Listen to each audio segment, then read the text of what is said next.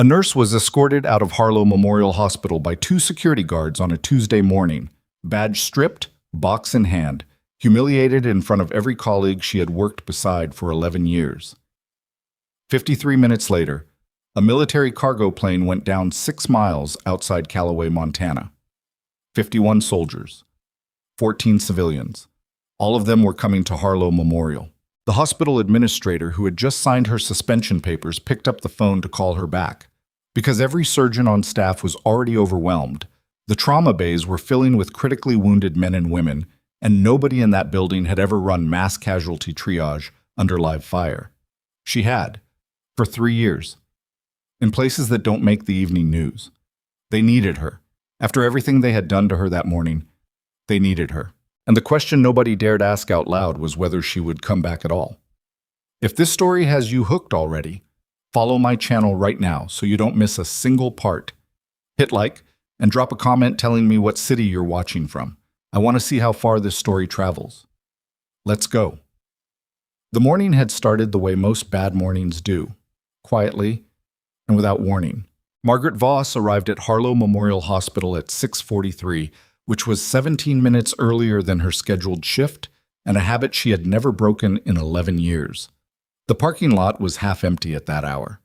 The sky over Callaway was the color of old pewter, low clouds hanging still over the Rockies, and the air carried that particular autumn sharpness that made the inside of the hospital feel warmer than it actually was. She pulled her worn navy jacket tighter, grabbed her bag from the passenger seat, and walked toward the staff entrance with her badge already in her hand. Second nature. Everything about this place was second nature by now. The code for the east stairwell, the way the automatic doors hesitated half a second before sliding open, the particular smell of the ER corridor at early shift, antiseptic and old coffee, and something underneath both that no amount of cleaning ever fully erased. Margaret had started at Harlow as a floor nurse at 26. She had come back from 2 deployments, separated from the Army at 24, and spent those first years relearning how to operate in a world where speed-of-life emergencies didn't come with incoming fire. Civilian hospitals were different. The crises were real, but the rhythm was different. Protocols, chains of command, committees, and oversight boards that would have gotten people killed in a forward operating base but served a genuine purpose in a permanent medical facility. She had accepted that difference. Adapted to it, respected it even.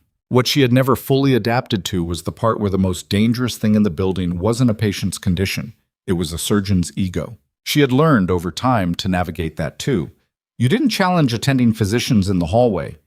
You documented your concerns, you went through the charge nurse, the patient advocate, the proper escalation channels. You built your case carefully and you let the system work. Most of the time it did. Most of the time, the surgeons were competent people who responded to information and corrected course when they had reason to. Dr. Garrett Holloway was not most surgeons. Holloway had been at Harlow Memorial for 4 years. He had arrived with a reputation that preceded him by several months, trained at a prestigious program on the East Coast, published, credentialed, the kind of surgeon who inspired admiring profiles in medical journals. And if you worked around him long enough, a specific kind of exhausted dread in the nursing staff. He was not incompetent. That was the thing that made it complicated. He was genuinely skilled in the operating room, and he knew it, and he had built his entire professional identity around that knowledge in a way that left very little room for input from anyone he considered beneath his pay grade. Nurses were beneath his pay grade. Margaret had managed to avoid a direct collision with him for most of the 2 years their schedules had overlapped. She had learned to communicate her concerns through the charge nurse when possible, to frame her observations carefully, to phrase things in ways that gave Holloway the opportunity to arrive at the correct conclusion as if it were his own idea. It was exhausting and slightly dishonest and completely necessary, and she had done it without complaint because the alternative, geeky and open confrontation, would have cost the patient time they didn't have. But yesterday had been different. The patient was a 41-year-old man named Darren Plum who had come in through the ER at 2 in the afternoon with blunt abdominal trauma from a vehicle accident. He was conscious, blood pressure initially stable, presenting in a way that Holloway had assessed as internal bruising, painful, serious, but not immediately surgical. He had ordered imaging, reviewed it quickly, and determined that observation and pain management were the appropriate course. Margaret had been on the floor when the imaging came back. She had looked at the films before Holloway did, because the radiology tech had handed them to her first, and she had felt something cold move through her chest. The bleed was there. It was subtle. The kind of subtle that came from a slow venous tear rather than an arterial rupture. The kind that didn't show up as obvious on initial imaging because the blood was accumulating gradually. But she had seen this exact presentation before, in a different context, in a different country. And she knew exactly what it became if you waited. She had flagged it to the charge nurse immediately. The charge nurse had passed it to Holloway's resident, who had relayed it to Holloway. Holloway had reviewed the films again, determined that Margaret's assessment was incorrect, and proceeded with the observation protocol.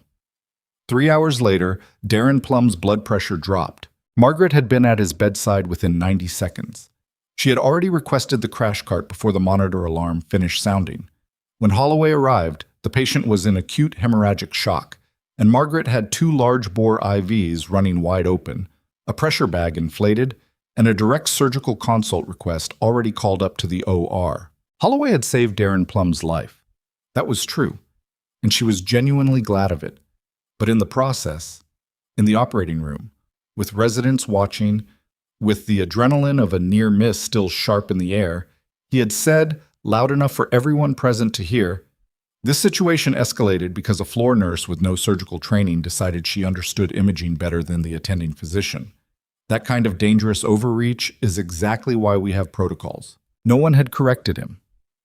Margaret had finished her shift, gone home, and spent the night sitting at her kitchen table with a cup of tea going cold in front of her, working through the very specific kind of anger that lives in the body when you know you were right and watch someone use your rightness against you. She had written a formal incident report, filed it that night through the online portal, documented every timestamp, every communication, every clinical observation, all of it factual and measured and professionally worded.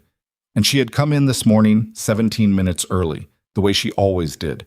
She made it as far as the nursing station before the charge nurse intercepted her. Sandra Keach was 49, had worked Harlow Memorial for 22 years, and had a face that didn't give much away. Right now it was giving away more than usual. She looked like someone who had been handed a task she genuinely did not want to perform. Margaret, she said it quietly, one hand moving toward Margaret's elbow, not grabbing, just a light pressure. Steering. Come with me for a minute. What's happening? Administration wants to speak with you. Margaret looked at her. Sandra's eyes slid sideways very briefly toward the small conference room at the end of the nursing station corridor, and then back. A long practiced gesture that meant, I know, I'm sorry, I have no authority here. The conference room held 3 people. The hospital's director of nursing operations, a man named Vince Darby, who Margaret had spoken to approximately 4 times in her career. The director of human resources, a woman Margaret had never met. And seated at the head of the short table, with his hands folded and his expression carefully arranged into something that was supposed to look like regret, Dr. Garrett Holloway. The HR director did most of the talking. She used words like chain of command and protocol circumvention and hostile clinical environment. She referenced the incident report Margaret had filed the previous night, referenced it specifically in a way that made it clear it had not been treated as documentation of a medical concern, but as evidence of Margaret's escalating pattern of insubordination. Margaret listened. She kept her hands flat on her thighs, beneath the table where no one could see them tighten. I want to be clear about something, she said, when the HR director paused. A patient nearly died because a legitimate clinical concern was dismissed without adequate review. I am in this room right now because I was correct. Holloway's expression shifted. Something moved through it. Not quite guilt, not quite anger. Something that was both and neither. Nurse Voss, Vince Darby said, we're not here to debate the clinical outcome. You should be, Margaret said. That's exactly what a hospital administration should be doing the morning after a patient hemorrhaged on the floor. The silence that followed lasted about 4 seconds. It was Holloway who broke it. Your attitude in this room is exactly the problem, he said. And there was something genuinely irritated in his voice now, the careful professional veneer thinning out. You think your judgment supersedes. My judgment kept Darren Plum alive long enough for you to operate, Margaret said. You're welcome. That was when Darby cleared his throat and said they were issuing a formal suspension, pending a full review. She had to surrender her badge at the nursing station. Sandra Keach handed her a cardboard box that someone had already filled with the contents of her locker.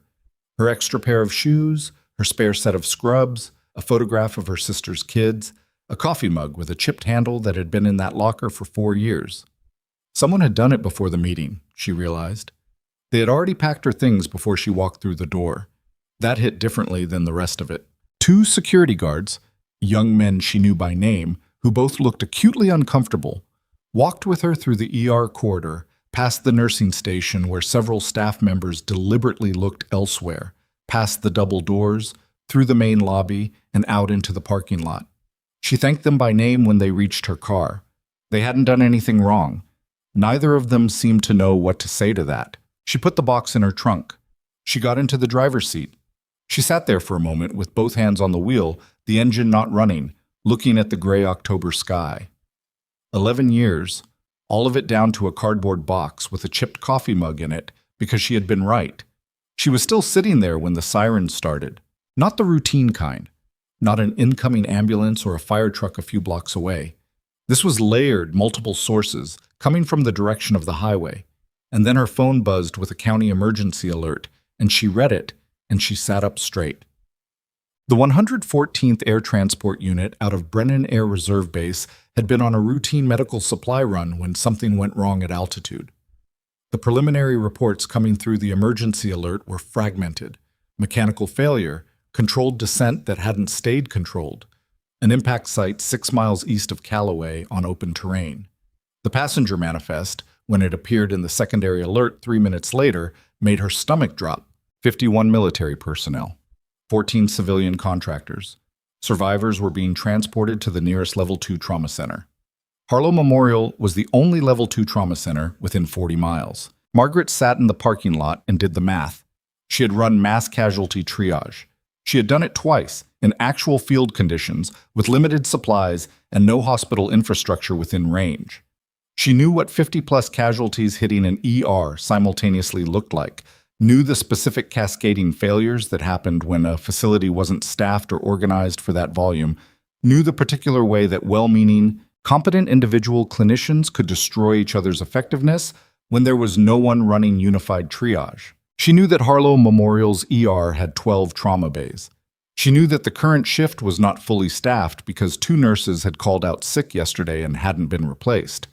She knew that the on-call surgical attending today was not Holloway, but Dr. Felix Moran, who was excellent and would immediately be overwhelmed.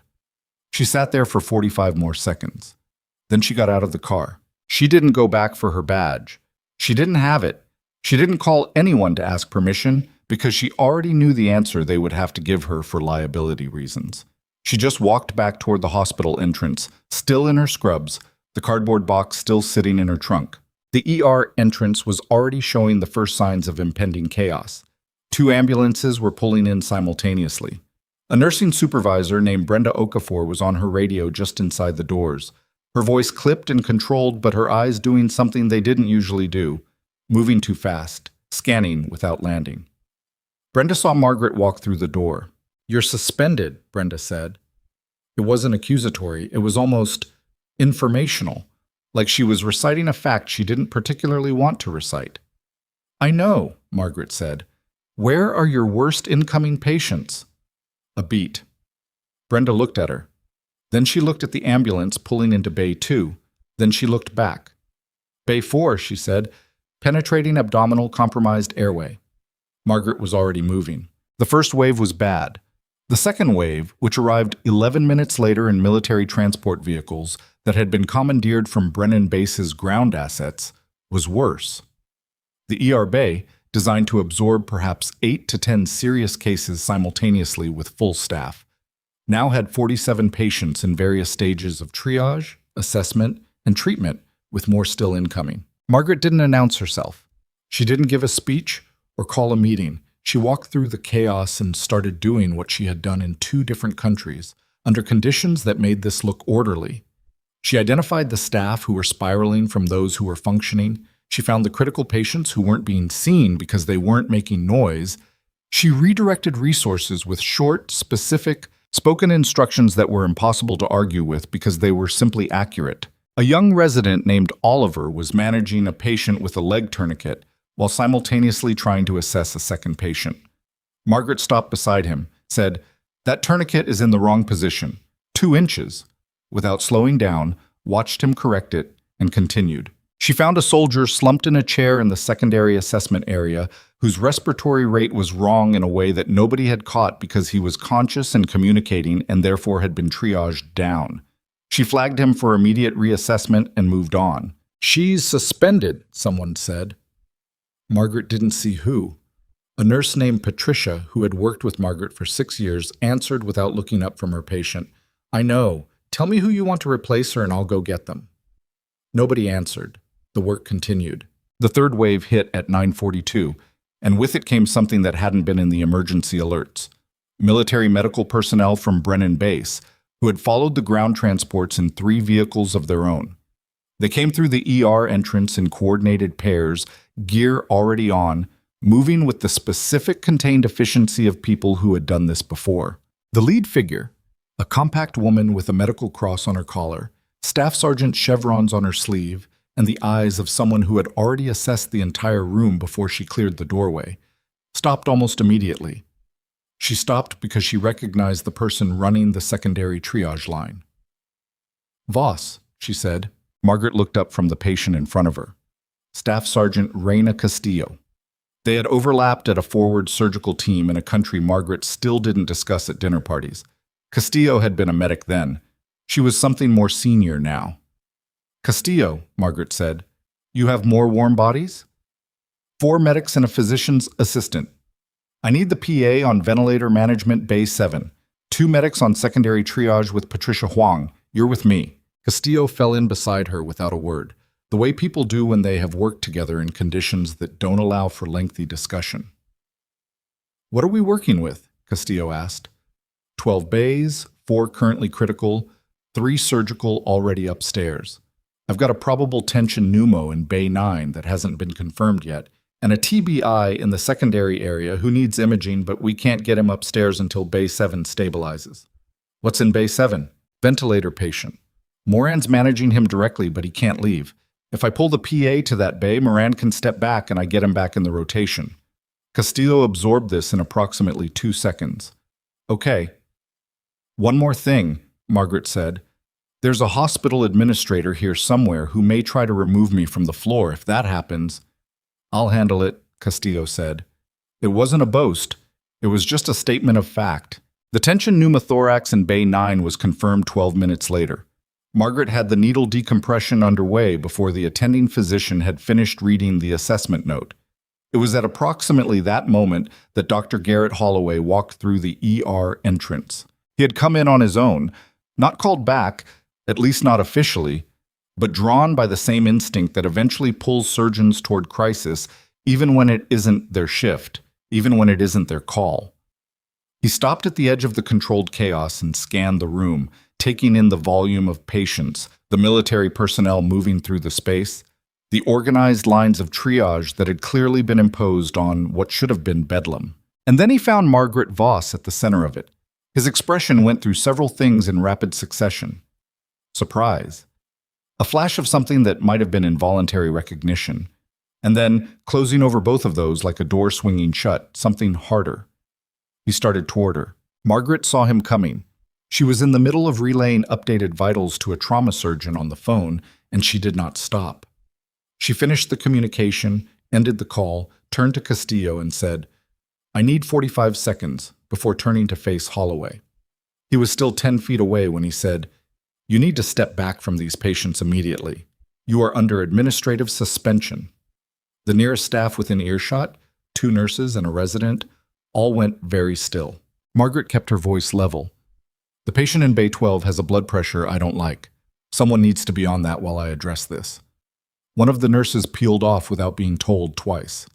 "I'm not asking you," Holloway said, and he was close enough now that she could see the particular set of his jaw, the tension in his shoulders. "This is over. You walk out of this ER right now or I have security remove you." "Dr. Holloway," Margaret said, "there are 62 patients in this department. 4 of them are within one deterioration event of not making it. If you remove me right now, you lose the only person in this building who has run triage at this scale. You are a floor nurse. I was a combat medic. 3 years. 2 deployments. She said it the way you say something that has always been true and simply never come up.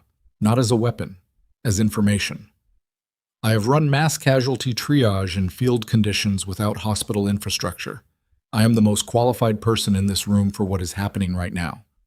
You know the patient count. You know your staffing situation. You make the call. The hallway had gone quieter than it should have been, given 62 patients. Holloway looked at her. She watched him weigh it.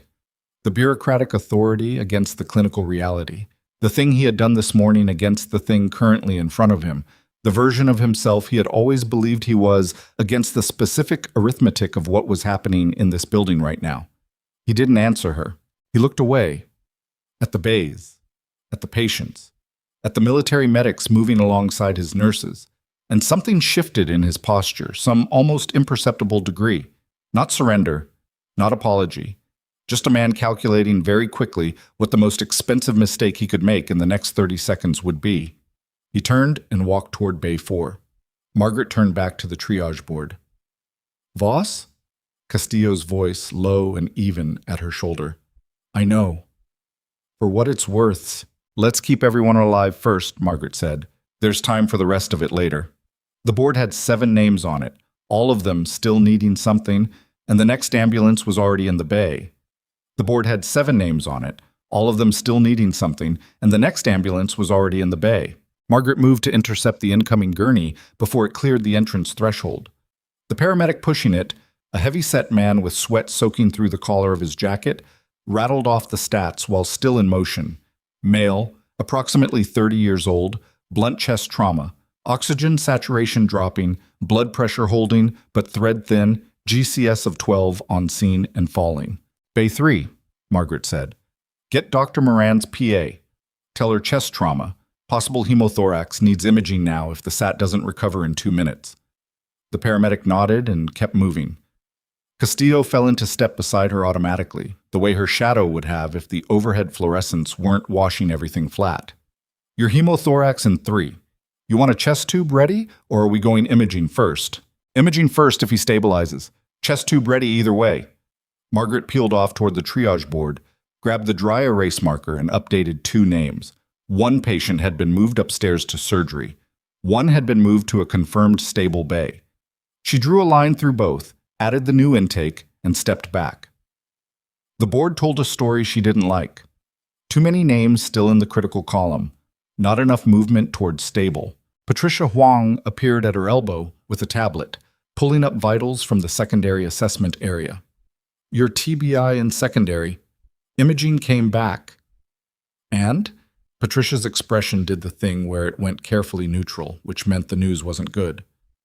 Subdural hematoma, small but active. Neurology's been paged, but we don't have a neurosurgeon on shift. Margaret absorbed that. Who's the on-call neuro? Dr. Famke. She's 40 minutes out.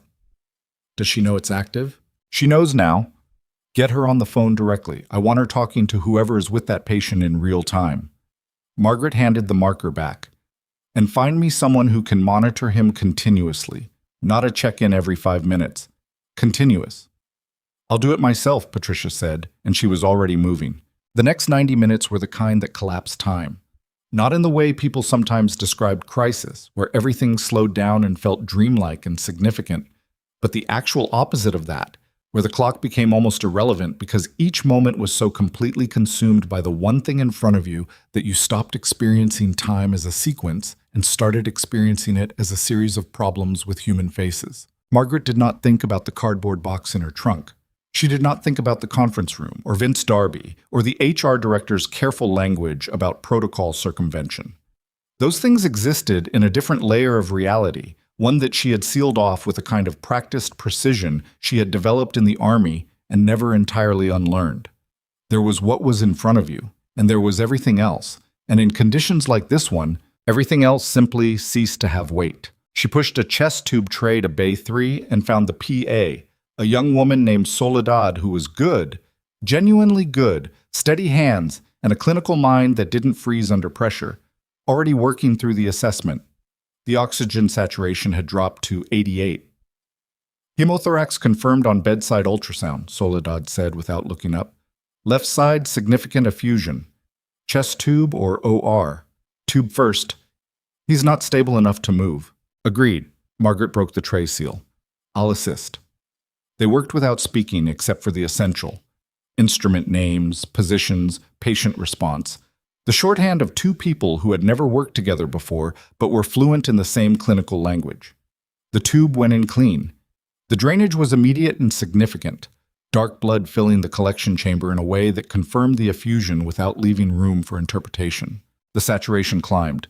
89, 91, 94. Soledad exhaled, barely audible, a single controlled breath. Margaret taped the tube, confirmed placement, and was moving again before Soledad had finished writing the note. The military medics Castillo had brought were integrating well. Margaret had been quietly impressed by them in the way you were impressed by things that simply worked. No drama, no territorial friction, just competent people filling gaps. One of them, a young man whose name tape read Oduya, had taken over the secondary triage area and was processing patients with a methodical thoroughness that took at least 3 things off Margaret's list. The ER was not under control. She wanted to be clear about that, at least in her own mind. It was not under control. It was simply failing in an organized way rather than a random one, which was the best you could achieve in conditions like this, and the difference between a bad outcome and a catastrophic one. Dr. Felix Moran found her at the triage board at 10:23. Moran was 51, soft-spoken in a way that sometimes read as uncertain until you watched him work, at which point you understood that the softness was actually precision. He used exactly the words he needed and no others. He had the face of a man who had seen most of what a hospital could produce and had arrived at a place of steady, slightly tired acceptance. "I need to talk to you," he said. Margaret glanced at the board. "1 minute. Now, Voss?" She looked at him. His tone was the same, quiet, but there was something underneath it. She stepped away from the board. "The ventilator patient in Bay 7, he said. "We're out." She didn't understand for a moment, then she did. "We're out of vents," she said. "Last one is in Bay 7. I have 2 more patients who are going to need ventilator support within the next hour, possibly sooner." He paused. "I need you to help me figure out who gets it." The weight of that sentence settled over her the way weight did. Not suddenly, but completely, the way cold water fills a space. Ventilator allocation in a mass casualty event was not a new problem. It had protocols. The protocols existed because someone had to make this decision in advance so that the person standing in the hallway at 10:23 in the morning didn't have to make it alone based on instinct and luck. Margaret had seen the protocols. She had studied them in a different context, for a different kind of medicine, but the ethical framework was the same. That didn't make it easy. It never made it easy. The protocols were not designed to make it easy. They were designed to make it survivable, for the patients and for the people making the decisions. "Who are the 2 incoming?" she said. Moran described them. Patient A was a 53-year-old soldier, severe pulmonary contusion, bilateral, oxygen saturation, unstable, and declining.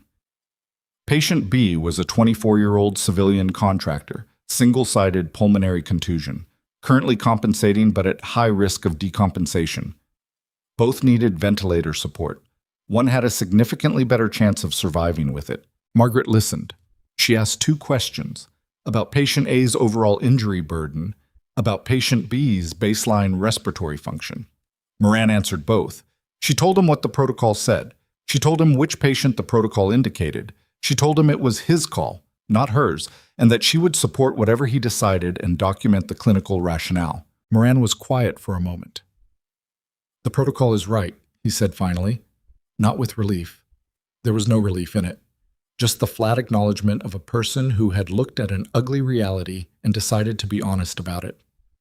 "I know," Margaret said. "The family of patient A, I'll talk to them after." She said it before she had fully decided she was going to, and then she decided she was going to, and moved on. It was approaching 11 o'clock when Holloway found her again. She was in the corridor outside Bay 6, reviewing a medication order that had been flagged by the nursing station for a potential interaction. 2 drugs from 2 different attending physicians managing overlapping aspects of the same patient's trauma, neither of whom had seen the other's order. It was exactly the kind of error that mass casualty situations produced, exactly the kind that killed people quietly and was almost never attributed to the chaos that caused it. She had caught it. She was correcting it. Holloway stopped beside her. He didn't say anything for a moment. She finished what she was doing, initialed the corrected order, handed it back to the nurse. "The ventilator situation," he said. "Moran handled it. He told me you advised him. I told him what the protocol said. He made the decision." Holloway looked at the tablet in her hands, then at the bay in front of them. His jaw moved slightly, the way it did when he was working something out that he didn't want to work out. "How many have you pulled back from the edge?" he said. It wasn't quite a question, more like something he was saying because not saying it was no longer an option. Margaret thought about it honestly. "I've lost count," she said. "A few have gone the other way, too. That's what this looks like." He didn't respond to that. After a moment, he said, "The drug interaction you just caught, how did you see that?" "Because I was looking at both orders. Moran's residents weren't." "No," she agreed. Another silence. Holloway was not a man who did well with silence. She had observed this about him in the 2 years their schedules had overlapped. He filled it, usually with authority, with certainty, with the kind of confident speech that took up space and left less room for anyone else. Right now he wasn't doing that.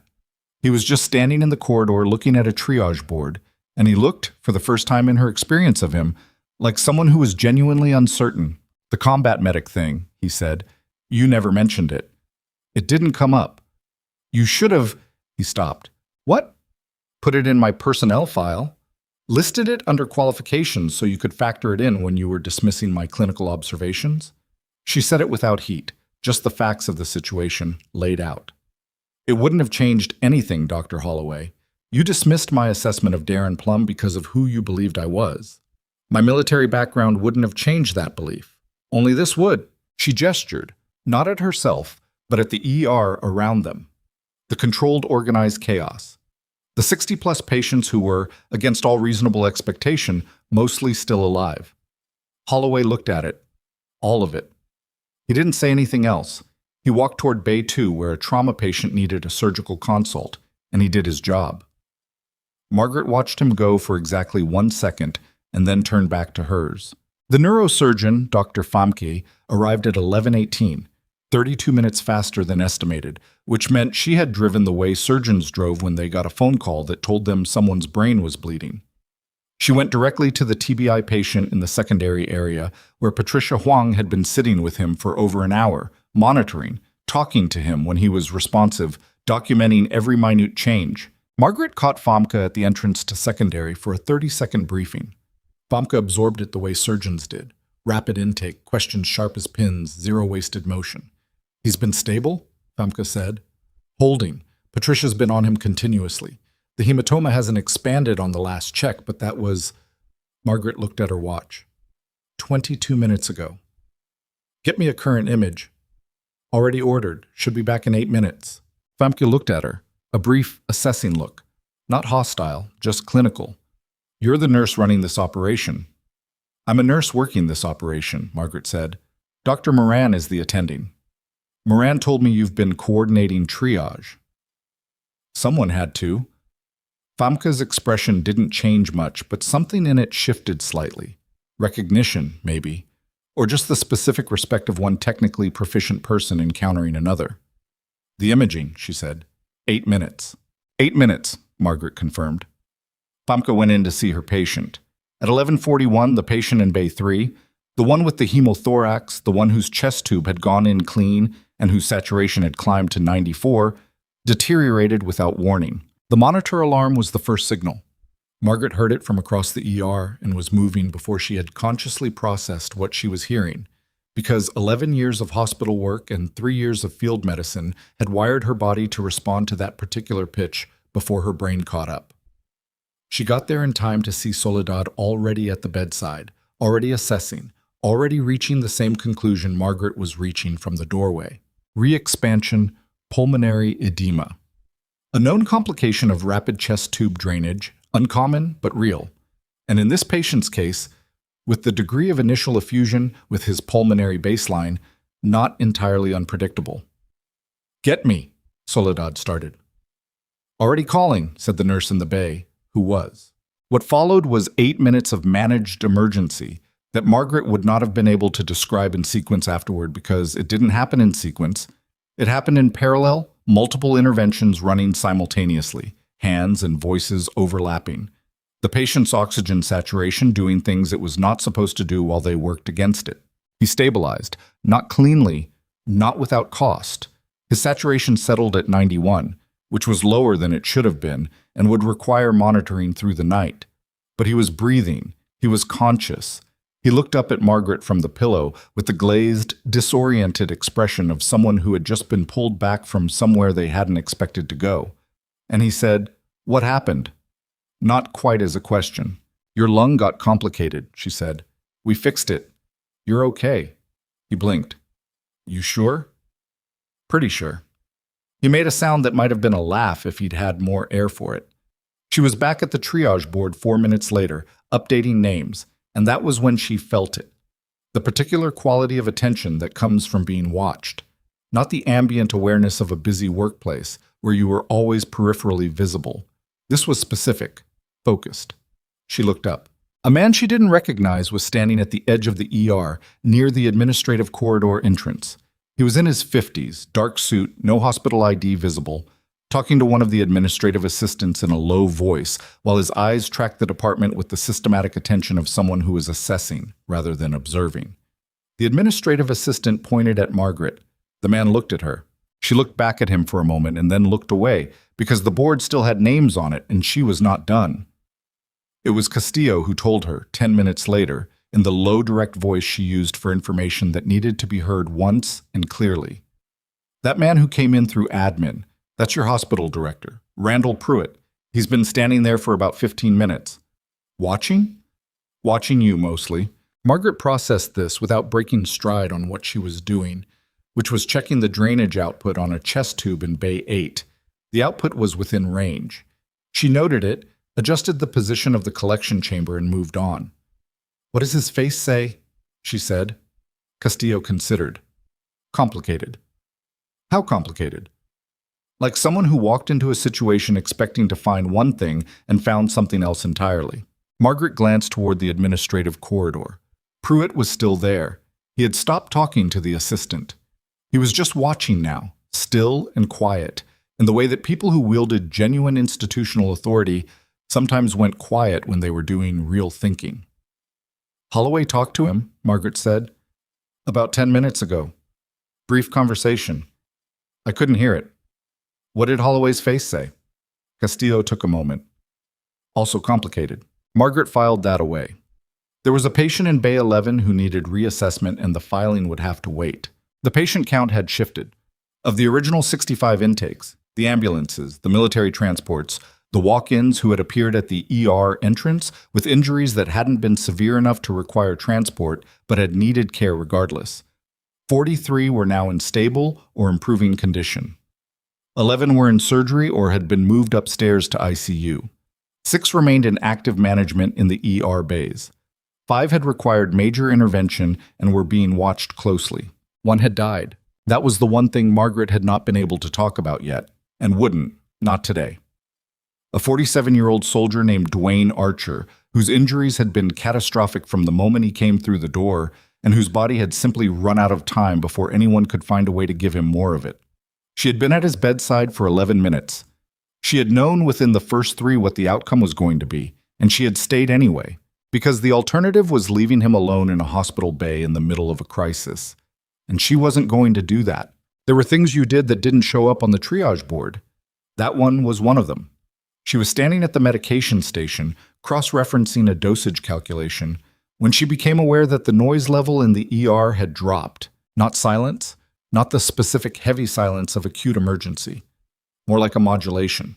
The ambient volume shifting in the way it did when the worst of the pressure had passed and people's nervous systems, held at maximum tension for hours, were beginning the involuntary process of letting go. She looked at the clock. 1:47 in the afternoon. She had been back in this building for almost 5 hours.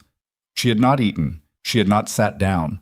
She had, at some point in the last hour, accepted a coffee from a nurse named Theodore, who had pressed it into her hand without comment, and she had drunk most of it without tasting it. The ER was not empty. It would not be empty for a long time. But it was different now. The overwhelming, rolling, wave after wave quality of the morning had broken. What remained was work.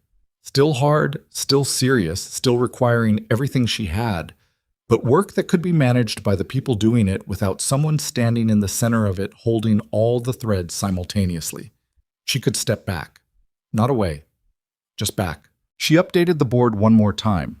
She checked in with Patricia, who had finally been relieved of the TBI vigil by a neuro nurse Famke had brought with her. She found Oduya in the secondary area and confirmed that his patient flow was stable. She talked to Soledad about Bay 3's overnight monitoring plan. Then she stood at the edge of the department for a moment, and she let herself feel how tired she was. It wasn't dramatic. It was just the specific weight of hours of sustained concentration leaving the body all at once the way it always did, settling into the shoulders and the base of the neck and the legs, sudden and complete. Voss? She turned. Randall Pruitt was crossing the floor toward her. Up close, he was a taller man than he had looked from across the room, broad through the shoulders, with a face that had the particular weathered quality of someone who had spent a long career making hard decisions and living with them. His expression was not what she had expected. She had expected administrative neutrality, the careful, composed affect of institutional authority managing a difficult situation. What she got instead was something more unguarded than that. He stopped in front of her. He looked at the triage board, at the bays, at the nurses and medics and residents still moving through the space. "How long have you been here?" he said. "Since roughly 9 a.m. "You were escorted out at 8. "Yes." He looked at her. "Why did you come back?" It was a genuine question. She could hear it. Not rhetorical, not a test, not a setup. An actual inquiry from someone who was trying to understand something that didn't fit the categories he usually worked with. "Because there were 65 people coming to this hospital," she said, "and I knew things about this situation that no one else in this building knew.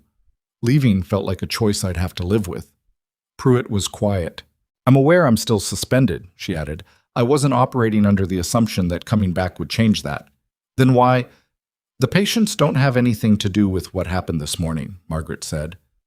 "That's two separate things. It took me about 40 seconds to work that out in the parking lot, and then I stopped thinking about it." Pruitt studied her for a long moment.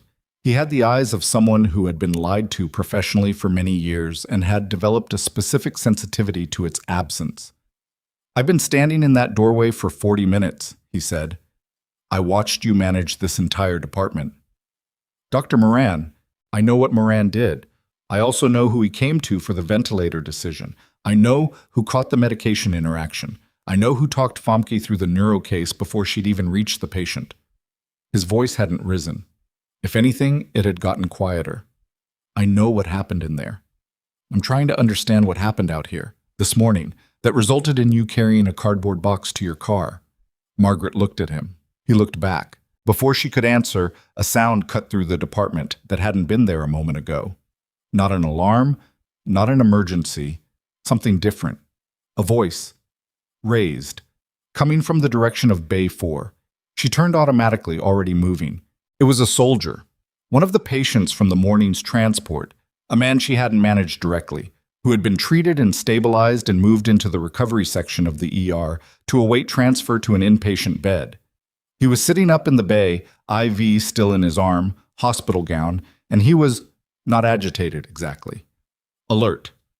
Intensely alert in the specific way of people who had recently been unconscious and woken to find they were somewhere unfamiliar and needed information immediately.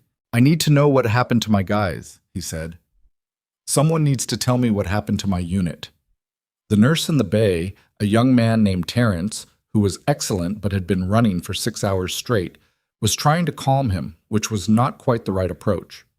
Margaret was at the bay before she had consciously decided to go there. "Sergeant," she said, not loud, just clear. She bowed. The soldier looked at her.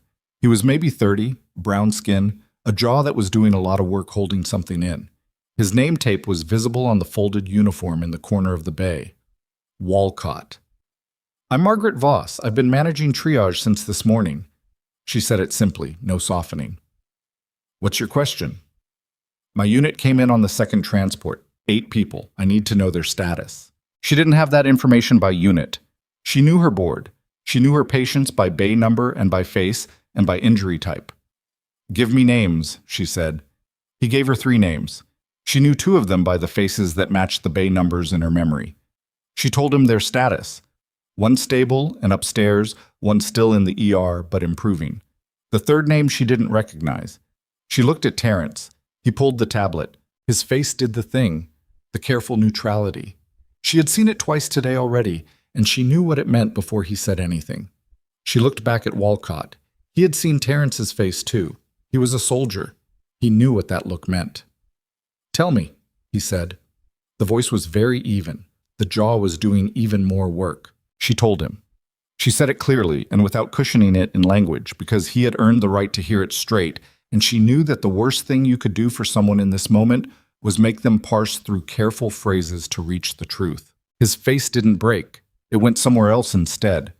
A place behind the eyes that people went when the information was too large to process immediately, and the body made the executive decision to table it. She had seen that too. She recognized it. "I'm sorry," she said. He came in critical condition. Everything that could be done was done. Walcott looked at the ceiling. His breathing was controlled and deliberate, the specific controlled breathing of someone who had been trained to manage their reactions and was using that training in a context it was never meant for. After a moment, he looked back at her. "You've been running this whole thing since this morning?" "Yes." "You military?" "Former combat medic, 68 whiskey." Something moved through his face. Not quite recognition, something closer to the specific feeling of context clicking into place. "This hospital suspended you this morning," he said. It wasn't a question. He had heard. People talked in hospitals, and soldiers listened, and by now the shape of what had happened was circulating through the department in the way information always circulated through close quarters. "Yes," she said. "And you came back?" "Yes." He looked at her for a long moment.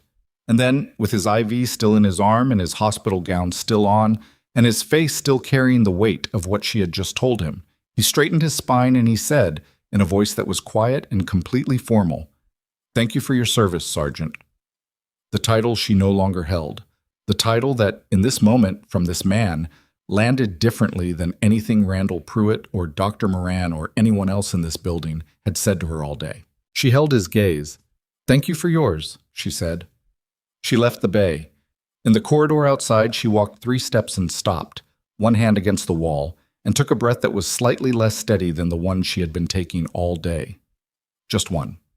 Then she straightened and she turned back toward the triage board. Randall Pruitt was standing in the corridor. He had followed her. He had watched the entire exchange with Walcott through the open bay door. And whatever his face had looked like before, it looked different now. He was holding his phone. He had been on it, she realized. At some point during the last few minutes, he had made a call, or received one, and the expression on his face was the expression of someone who had received information that clarified something they had been uncertain about. "Dr. Holloway filed an addendum to the suspension request," Pruitt said. 20 minutes ago. She waited. "He's asking that you be reinstated immediately for the remainder of the crisis period, as a temporary measure." He looked down at the phone and then back up at her. He cited operational necessity. The words landed with a particular weight, operational necessity, from Holloway. "That doesn't resolve the underlying situation," she said. "No," Pruitt agreed. "It doesn't." He put the phone away. "I've asked for a full incident review, not just of this morning, a review of the last 18 months of nursing staff grievances in the surgical department." A pause. "All of them." Margaret looked at him. "I should have done it 6 months ago," he said. Not quite an apology, more like someone putting a fact on the table because it needed to be there. She was about to respond when the radio at the nursing station crackled, and the voice that came through it made everything else in the corridor stop. It was Castillo. Her voice was controlled, but there was something underneath it that Margaret had heard in Castillo exactly once before, in a context she did not think about at dinner parties. Voss, Bay 9, now. Margaret was moving before Castillo finished the sentence, and what she found in Bay 9 when she got there was something she had not accounted for, something that had been sitting in the blind spot of everything she had managed all morning.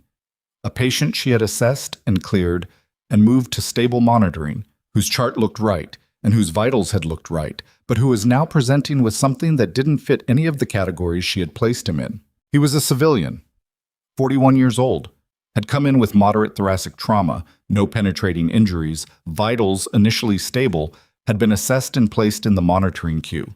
Margaret had spent approximately 4 minutes with him early in the crisis and had cleared him to secondary. She should not have done that. She could see it now with the clarity that only came after, the things she had missed, the single data point she had been moving too fast to fully wait. His blood pressure had been stable, but it had been stable in a way that, in the context of his injury mechanism and his age and one other factor she had noted and then moved past, meant something different than stability usually meant. Commotio cordis. Cardiac contusion. Not the dramatic kind.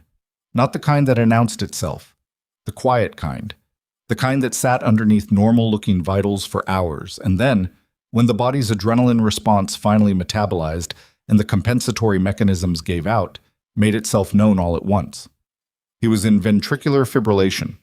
Castillo had the defibrillator ready. The nurse in the bay had already started compressions. Margaret stepped in. And the first thing she said was clear, and the second thing she said was nothing because there was no time for anything else. The defibrillator discharged. The man's body arched the way bodies did, involuntary, total, and then immediately slack. The monitor showed the rhythm for a half second, and then showed what it always showed in that half second after. Nothing definitive. The waiting space between the shock and the answer. Then the line resolved into something. Not normal sinus. Not quite. But not fibrillation either. Pulse, said the nurse doing compressions, 2 fingers at the carotid, her voice carefully flat. Rate? Margaret said. Weak, maybe 40. Get me atropine, 0.5 milligram IV push. She was already at the bedside, hands on the patient, running through the secondary assessment with the specific focused speed of someone who had been doing this long enough that the checklist lived in her hands, not her head. The man, his name was Lowell, she had his chart in her peripheral memory now. Carl Lowell, 41, civilian contractor, thoracic trauma, was unconscious but breathing shallowly. His color was wrong. The particular grayish quality of skin when cardiac output dropped below the threshold that kept the capillaries doing their job. The atropine went in. Margaret watched the monitor, watched the rate. 42, 45, 48. Come on, said the nurse, barely audible. 51. The rhythm steadied into something that was not good but was survivable, junctional, slow, the heart doing the minimum it could do to keep the lights on, while whatever had happened to it tried to resolve or didn't. Cardiology, Margaret said. Now. And I need continuous monitoring. I want someone watching this line every second, not every 5 minutes. If his rate drops below 40 again, or if we see any PVCs, I need to know immediately. Castillo, standing at the bay entrance, was already on her radio. Margaret stepped back from the bedside. 1 step. The distance that allowed her to see the whole patient rather than just the part she had been working on. She looked at Carl Lowell. His chest rose. Fell. Rose again. The monitor beeped its slow, irregular rhythm. She had missed this. She had assessed him this morning and moved on, and she had missed it, and she knew exactly why. She had been moving too fast. There had been too many patients, and the specific combination of factors that indicated cardiac contusion had been present but not flagrant, and she had weighted the more immediately obvious injuries in the patients behind him, and made a judgment call that had turned out to be wrong. She did not spend time on this. She noted it with the flat precision of a person who was going to deal with it later, when later existed, and she moved on to what needed doing next. Who else in secondary had thoracic trauma with similar mechanism? She said, already moving toward the door.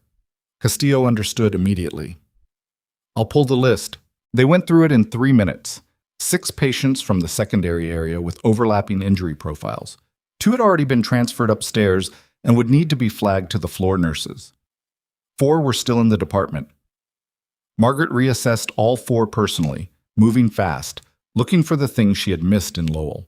The specific constellation of findings that didn't announce themselves loudly, but mattered. She found nothing acute in the 4 remaining patients. That was good. That was not the same as certainty, and she told the nurse managing secondary monitoring to treat all 4 as higher priority watches for the next 8 hours. Document everything, she said. Vitals every 30 minutes, not every hour. If anything changes, don't wait to see if it corrects itself. The nurse? A man named Bradley, who had the quiet, capable energy of someone who had been doing this job for 15 years and had stopped needing validation about it, nodded once and went to work. It was 2:23 in the afternoon. Pruitt had not left. She was aware of him in the way she was aware of the whole room. Not focused attention, just peripheral, the ongoing environmental awareness that 11 years in an ER produced. He had moved from the corridor into the main department area at some point in the last half hour, and he was talking to Moran now, the 2 of them standing near the nursing station in a conversation that had the particular body language of people exchanging serious information without performing it. Holloway was in the department too, working Bay 2. He hadn't spoken to her since the corridor. He was operating in the same space as her in the careful parallel way of 2 people who had reached an unspoken agreement not to collide. The cardiology fellow arrived for Lowell 11 minutes later. Young, efficient, pulling up the monitor strip before she had fully stopped walking. She looked at it for a long moment, and then looked at the chart, and then at Margaret.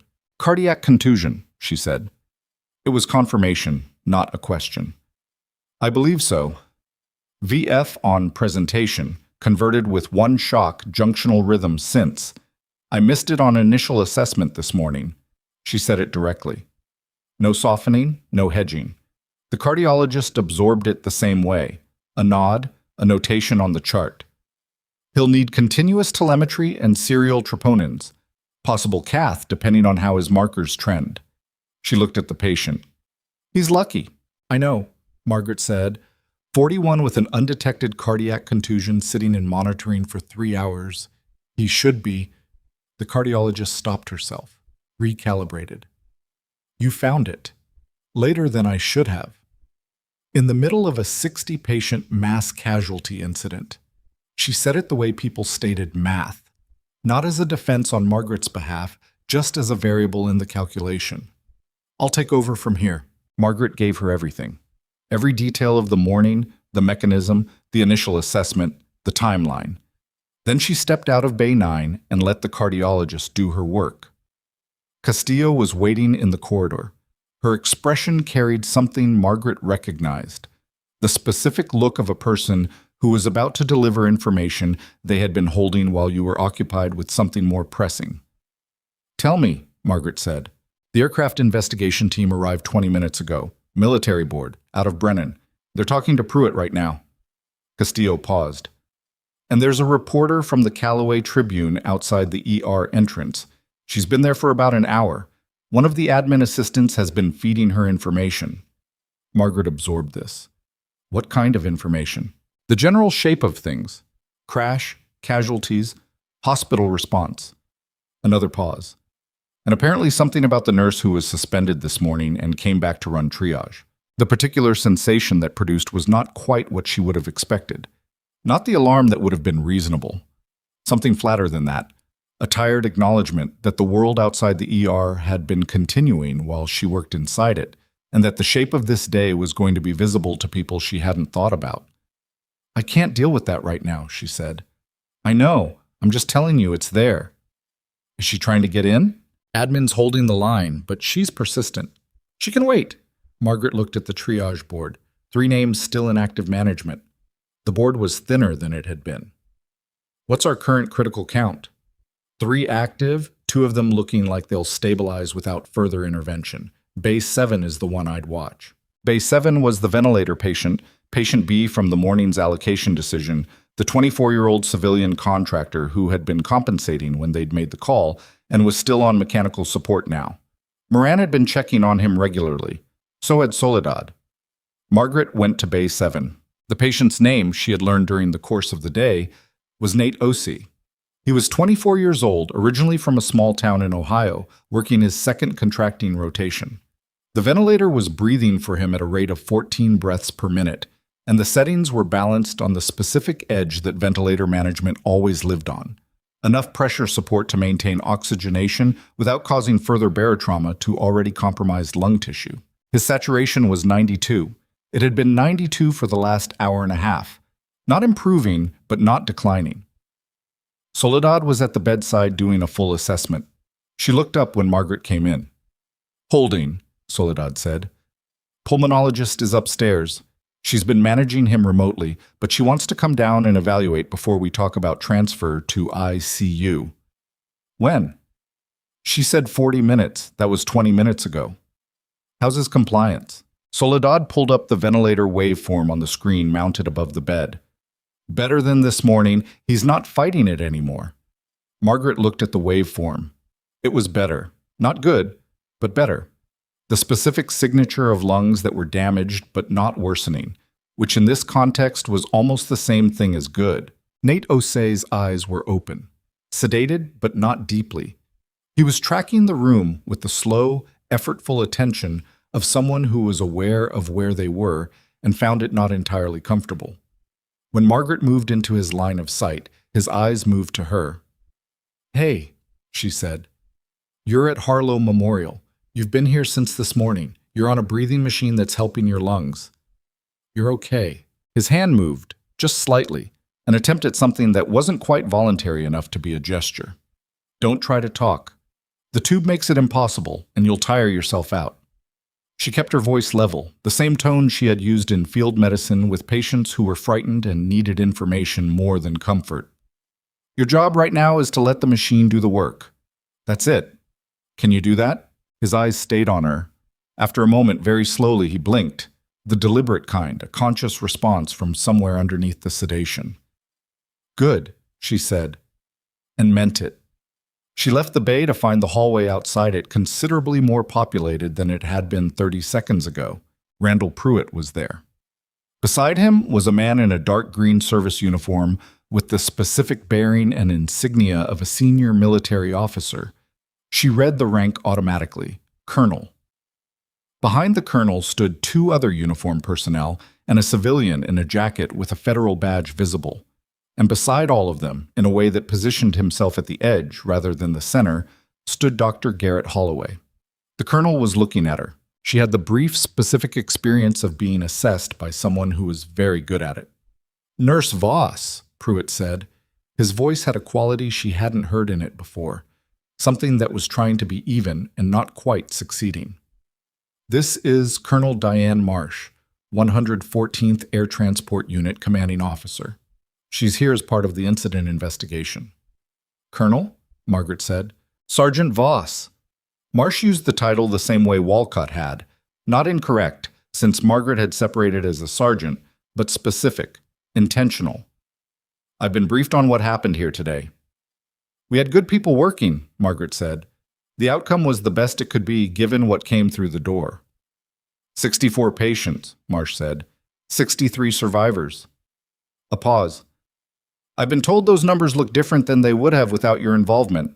Margaret looked at Pruitt. Pruitt met her eyes with the expression of someone who had been having a very different version of this conversation than the one he had expected to have this morning. "I did my job," Margaret said. "Everyone in this department did their job." Marsh studied her. The assessment had the quality of experience, the kind you got from years of evaluating people in conditions that didn't allow for politeness. "You came back after being suspended." "Yes." "Why?" "I answered that question earlier today," Margaret said. "The answer is the same." A brief silence. Then Marsh said, "Colonel Marsh, not Sergeant. I separated 14 years ago." It was Marsh who said it. "I know. I'm addressing you by the rank you earned. That doesn't expire." Something moved through the corridor then. Not a sound, not a physical thing, just a shift in the quality of attention that people were paying. Holloway, at the edge of the group, was looking at Margaret with an expression she could not fully read. The civilian with the federal badge had his notebook out. Pruitt was doing the thing where his face was carefully still and his eyes were doing significant work, Before anyone could say anything further, Moran came through the corridor at a pace that was not quite running but was as close to running as Moran ever got. He went directly to Margaret. "Bay 7, he said. Sat dropped. 87 and falling." She was moving before he finished the sentence. She heard Castillo's boots behind her and the sound of the corridor rearranging itself as the group scattered, some following, some stepping aside. Bay 7 had an additional problem now.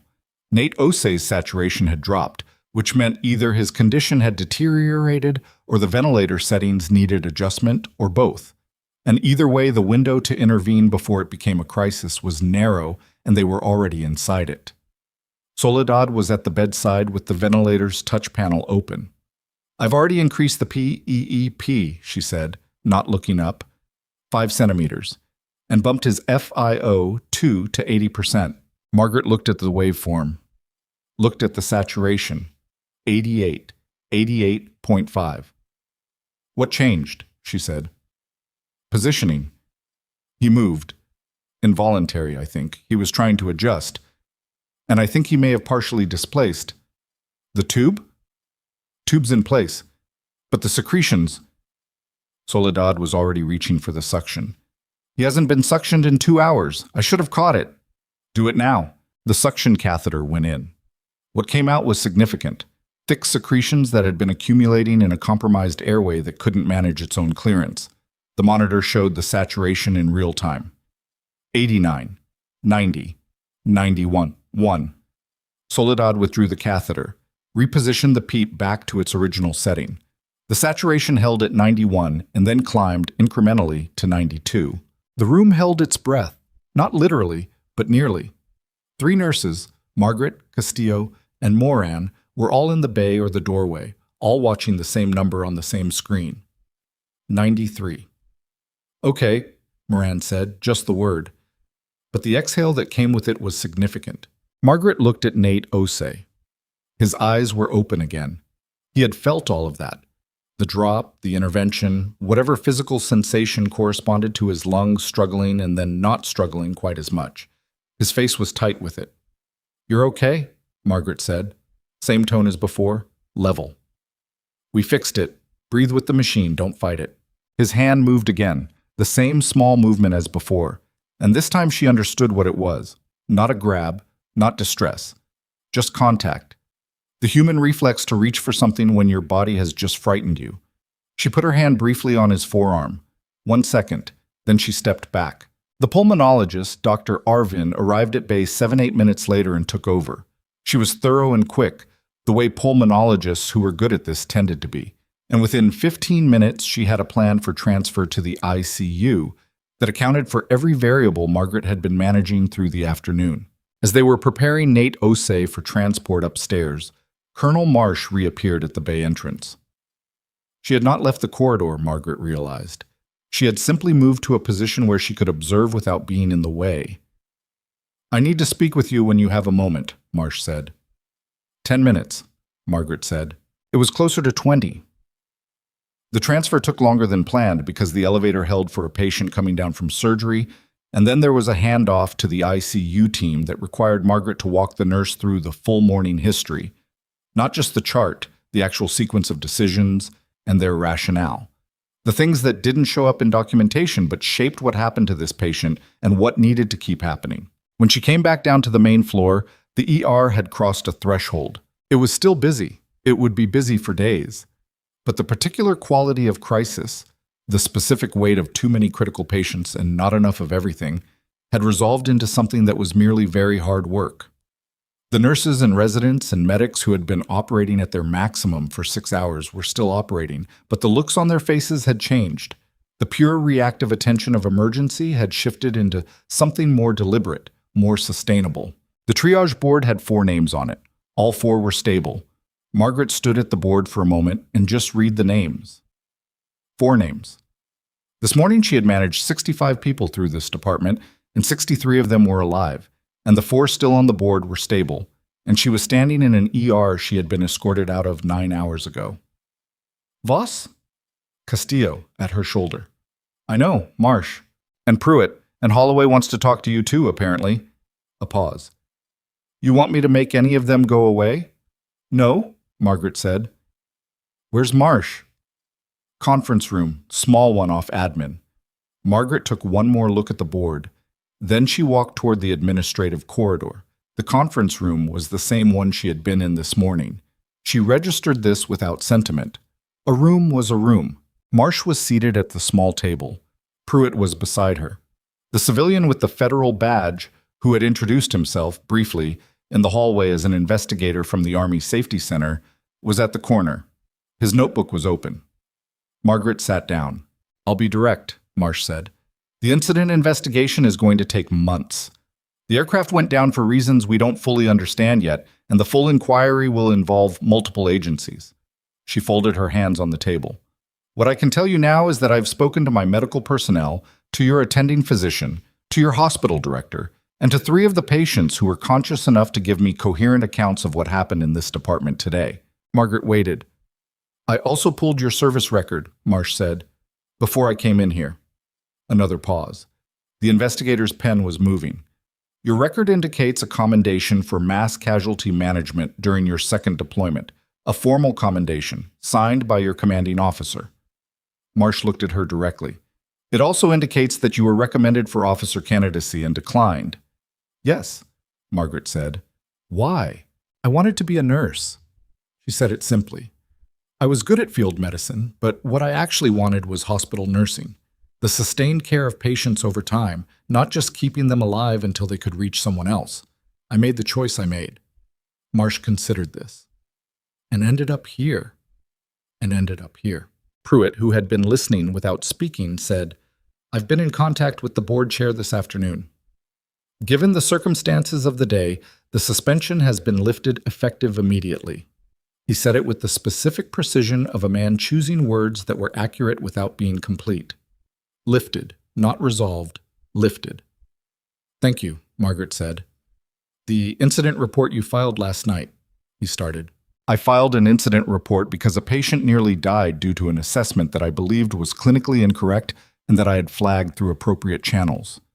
The report was factual. It was, Pruitt said. I read it this afternoon, all of it. A beat. I also read 6 other reports filed by nursing staff in the surgical department over the past 22 months, reports that were reviewed and closed without action. The room was quiet. The review I've initiated is going to take time, Pruitt continued. I want to be honest with you about that. Institutional review processes are not fast, but they are happening, and the scope is what I told you earlier. All 18 months of nursing staff grievances, Margaret said. All of them. She nodded. Marsh had been watching this exchange. Now she leaned forward slightly. I want to put something on the record for the investigation. She glanced at the civilian investigator, whose pen was ready. The mass casualty response at Harlow Memorial Hospital today exceeded the facility's rated capacity for this type of incident by a significant margin. The clinical outcomes achieved: 63 survivors from a 65-patient intake following a major aircraft accident are exceptional by any standard. She looked at Margaret. The investigation will formally document the role of each responding clinician. I intend to ensure that documentation is accurate. The investigator was writing. I'd like to begin taking your account of the day's events, Marsh continued, from the point at which you returned to the facility, in detail. Margaret looked at the notebook, at the pen, at the serious, measured face of the woman across from her. All right, she said. She talked for 40 minutes.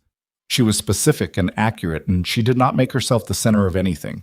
She talked about Moran and Soledad and Patricia and Castillo and Oduya and Theodore and Bradley and every person who had worked that floor, because the record needed to contain what actually happened, and what actually happened was not one person. It was a department full of people making the best decisions they could in conditions that had exceeded every plan. When she was done, Marsh had 2 pages of notes and the investigator had 6. One more thing, Marsh said, off the record. She looked at the investigator, who capped his pen and folded the notebook. Margaret waited. Holloway, Marsh said. He filed that addendum requesting your reinstatement. I know. Do you know why? Margaret thought about it. I think he's a complicated person who made a choice this morning that he couldn't sustain when it met the reality of what was actually happening. Marsh studied her. That's a generous reading. It's an accurate one, Margaret said. He's also a surgeon who spent 6 hours doing his job well under conditions he wasn't trained for. Both things are true. The review that Pruitt is initiating, Marsh said, the nursing staff grievances. You know what those are going to show. I have some idea. You filed one of them. I filed one of them, Margaret agreed. And you're still being generous. I'm being accurate, Margaret said again. What happens to Holloway as a result of that review is a separate question from who he is as a surgeon or what he did today. I'm not the one who gets to conflate those things. The review does what the review does. Marsh was quiet for a moment. Then she said, You know what your commanding officer wrote in your commendation? The one in your service record? Margaret hadn't read it. You generally didn't when the commendation was about you. It went into the file and you moved on. He wrote that you had the specific quality of knowing what mattered in a given moment and acting on that knowledge before anyone else had finished deciding whether to act at all. Marsh looked at her. He wasn't wrong. Margaret didn't respond to that. There wasn't much to respond to. She stood, because the meeting seemed to be ending, and shook Marsh's hand and Pruitt's. The investigator gave her a card. She put it in the pocket of her scrubs. She was at the door when Pruitt said, Voss. She turned. The administration's response this morning, he said, the way it was handled. He stopped. Started again. I'm not going to tell you that kind of thing doesn't happen here because you know it does, and you have the paperwork to prove it. What I can tell you is that I'm going to understand today as the day I found out about it. A pause. That's all. She held his gaze for a moment. I appreciate that, she said. She walked out into the corridor and closed the door behind her. The ER was quieter. The particular texture of end of crisis, subdued, worn, the kind of tired that didn't feel like tiredness yet because the adrenaline was still metabolizing, had settled over the department. Nurses were charting, residents were reviewing. The overhead lights, which had seemed brutal this morning, now just looked like lights. Castillo found her outside the administrative corridor. Walcott's been asking for you, she said. Is he okay? Medically, yes. He's being transferred to an inpatient room in about 20 minutes. He wanted to see you before he went up. Castillo paused. He's also been talking to the other soldiers in the department, the ones who are well enough to have conversations. Another pause. There's something happening in there. Margaret looked at her. What kind of something? The kind you should probably go see for yourself. She walked back into the main ER. What she found took her a moment to fully understand. In the secondary assessment area, which had been cleared of most of the morning's patients, and now held the soldiers and contractors who were stable enough to be moved, but not yet transferred to inpatient beds. Something had organized itself that she had not organized. The patients who were ambulatory or semi-ambulatory had gathered, in the loose, informal way of people who had spent time in shared spaces, into a rough cluster near the center of the area. Some were in chairs, some on the edges of their beds. Some standing, despite the fact that standing was probably not recommended. They were talking to each other with the specific economy of people who have been through something together and are still processing it. When Margaret walked in, Walcott saw her first. He didn't say anything. He just looked at her. And then, with the IV still in his arm and the bruising visible along the side of his face, he stood up. Someone else stood. Then another. Then 3 more. Not all of them. Some couldn't, and some were too sedated to understand what was happening. But enough. Enough that it changed the shape of the room. A staff sergeant she didn't know said, We heard what happened this morning before we got here. Margaret didn't speak. We heard they threw you out, he continued, and you came back anyway. She looked at the room, the faces, the specific mixture of exhaustion and something that wasn't gratitude exactly. Something older than gratitude. Something that existed in people who understood what it meant to run toward what everyone else was running from. Sit down, she said. All of you, especially you, Walcott. You're going to pull that IV. Walcott almost smiled. It didn't quite make it to his face. It stopped somewhere short because his face was still carrying too much. But the intention of it was there. He sat. The others sat. Margaret stood in the secondary assessment area for a moment, looking at the board on the wall, which now showed a number she had not seen all day, 0 critical. The first time since 9 a.m. that every name on her board was in a category other than critical. 63 people. The math was still there, in the back of her mind. 65 in, 63 surviving, one lost before they could reach him, and one she had counted as lost and then refused to accept. The board said something different than the morning's board had said. She was still looking at it when she felt the specific quality of silence behind her that meant she was not alone in the doorway. She turned. Holloway was there. Not close. Not in the room. At the threshold, in the corridor, with the look of a man who had followed someone without fully deciding to, and had arrived at a destination he hadn't planned on reaching. He looked at the room, at the patients, at the board, then he looked at Margaret. The expression on his face was not something she had a clean category for. It was not apology, it was not shame, exactly. It was something that lived between those two things, and also somewhere else entirely. The look of someone who had been a specific person this morning and could not entirely claim to be that same person now. He opened his mouth, closed it. "You don't have to," Margaret said. "I know," he said. "That's the problem." She waited. "The report I filed this morning," he said. "The suspension request, He stopped. "I'm not going to tell you it was wrong for reasons that didn't have anything to do with your clinical performance. You know it was. I know you know." "Yes," she said. "The review that Pruitt is running." He looked down the corridor. "I've already been told I'll be interviewed. That's how reviews work." "There are 6 other reports," he said. "Nursing staff. I didn't know about all of them. I knew about some." He stopped. "That's not..." He stopped again. "You don't have to do this right now," Margaret said. "Or at all. There's a process. Let the process happen." "I know there's a process." Something shifted in his voice, the careful composure thinning. "I spent 6 hours today watching you run this department, and I spent this morning running you out of it, and I'd like to be someone who can at least say it directly." He met her eyes. "What I did was wrong. The patient outcome this morning was the right outcome, and it happened because of what you did, and I used it against you." The corridor was empty, just the two of them, the sound of the ER behind her, the sound of the hospital beyond him. "Okay," Margaret said. He seemed to expect more. When more didn't come, he nodded, once, the particular nod of someone accepting a verdict. He turned to go. "Holloway." He stopped. "The surgical team you ran today," she said. "They did good work." He didn't turn around. But something in the set of his shoulders shifted. Not much. Enough. He walked away down the corridor. Margaret turned back to the secondary assessment area. The patients were settled, quiet. The particular quiet of people moving toward rest after a day that had asked everything of them. Her phone buzzed. She pulled it out. The number was Pruitt's office line, which she had never had a reason to call before today. She answered it. It was not Pruitt. The voice on the other end was a woman's, crisp and careful, and she introduced herself as the chair of the Harlow Memorial Board of Directors. She said she had been briefed on the day's events. She said she wanted to speak with Margaret in person, as soon as possible, regarding several things that had come to the board's attention, including but not limited to the contents of 7 nursing staff incident reports, a formal request from Colonel Marsh's office, and a specific recommendation that had been submitted in the past hour by Dr. Felix Moran. "What recommendation?" Margaret said. "That you be considered for a newly created position in our emergency preparedness structure," the board chair said. "I'd rather discuss the details in person." A pause.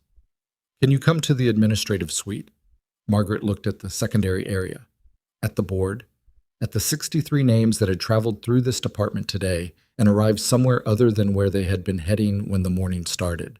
"Give me 15 minutes, she said.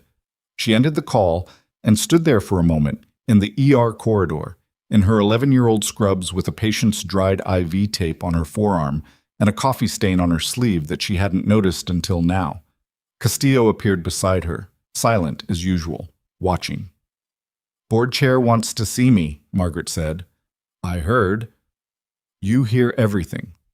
"Occupational habit." A pause. "You going?" "In 15 minutes. I want to check Bay 7 first, and I want to make sure Walcott's transfer is squared away." "I can cover both." "I know." Margaret picked up the marker from the nursing station. She looked at the triage board one more time, made one final update, a name moving from monitoring to transfer ready. capped the marker. She was handing it back to the nurse when her radio crackled. Not the nursing station radio. Castillo's show. The military frequency. Castillo's face did something Margaret had not seen it do all day. She pressed the radio to her ear, listened. Her expression went through two things quickly: recognition, and then a specific kind of sharp attention that had nothing casual in it. "What?" Margaret said. Castillo lowered the radio. "The aircraft investigation team found something in the wreckage," she said. "The preliminary finding on the mechanical failure." "And?" "It wasn't mechanical," Castillo said. "The safety board is classifying it as a maintenance failure. Systematic." She paused. "And the maintenance contractor for the 114th Fleet, the company that signed off on that aircraft's last inspection, their contract is held by a subsidiary of a holding company whose board of directors includes someone you know." Margaret looked at her. "Vince Darby," Castillo said. "Your hospital's director of nursing operations. The man who ran your suspension meeting this morning." The corridor was very quiet. "Vince Darby," Castillo said. "Your hospital's director of nursing operations. The man who ran your suspension meeting this morning." The corridor was very quiet. Margaret stood with her phone still in her hand and let the information settle the way you let information settle when it was large enough that rushing it would only distort it. She was not a person who responded to shock by filling the silence. She had learned, a long time ago, that the first 60 seconds after receiving information like this were for receiving it, not for reacting to it. "Tell me exactly what they found," she said. Castillo held the radio like it was something that required careful handling. "The preliminary findings are that the aircraft's portside hydraulic actuator failed during descent. The actuator had been flagged in a pre-flight inspection report 8 days ago. The flag was cleared by the maintenance contractor 48 hours later with a signed certification stating the component had been inspected and met flight standards." A pause. "It hadn't been replaced. The certification was fraudulent. And the maintenance contractor?" "Ridgeline Aviation Services, based out of Denver. Their federal contract is held under a shell structure. Ridgeline is a subsidiary of a holding company called Vantara Group." Castillo's voice was precise, the voice of someone relaying intelligence, not editorializing. "Vantara Group's board of directors is public record.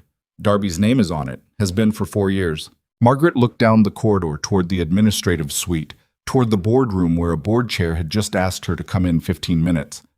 "Who has this information?" she said. "The Army Safety Center investigator. He got it 40 minutes ago and he's been on the phone since. I heard it through the military frequency because the incident commander at Brennan Base was being briefed simultaneously." Castillo looked at her. "Pruitt doesn't know yet, or if he does, he hasn't shown it." "Darby is still in this building?" "He was an admin as of an hour ago. I don't know about now." Margaret made a decision in the space of about 3 seconds, which was the same amount of time most of her decisions today had taken, and she turned toward the administrative corridor. "Where are you going?" Castillo said. "To talk to the board chair." "You're not going to wait for—" "No," Margaret said. "I'm not." She walked.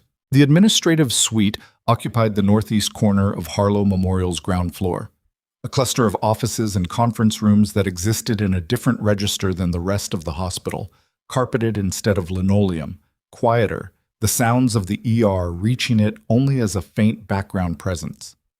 Margaret had been in this part of the building fewer than a dozen times in 11 years.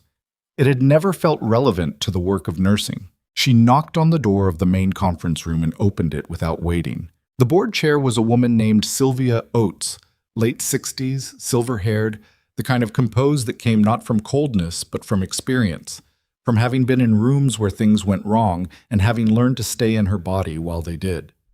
She was seated at the head of a longer table than the one in the small conference room.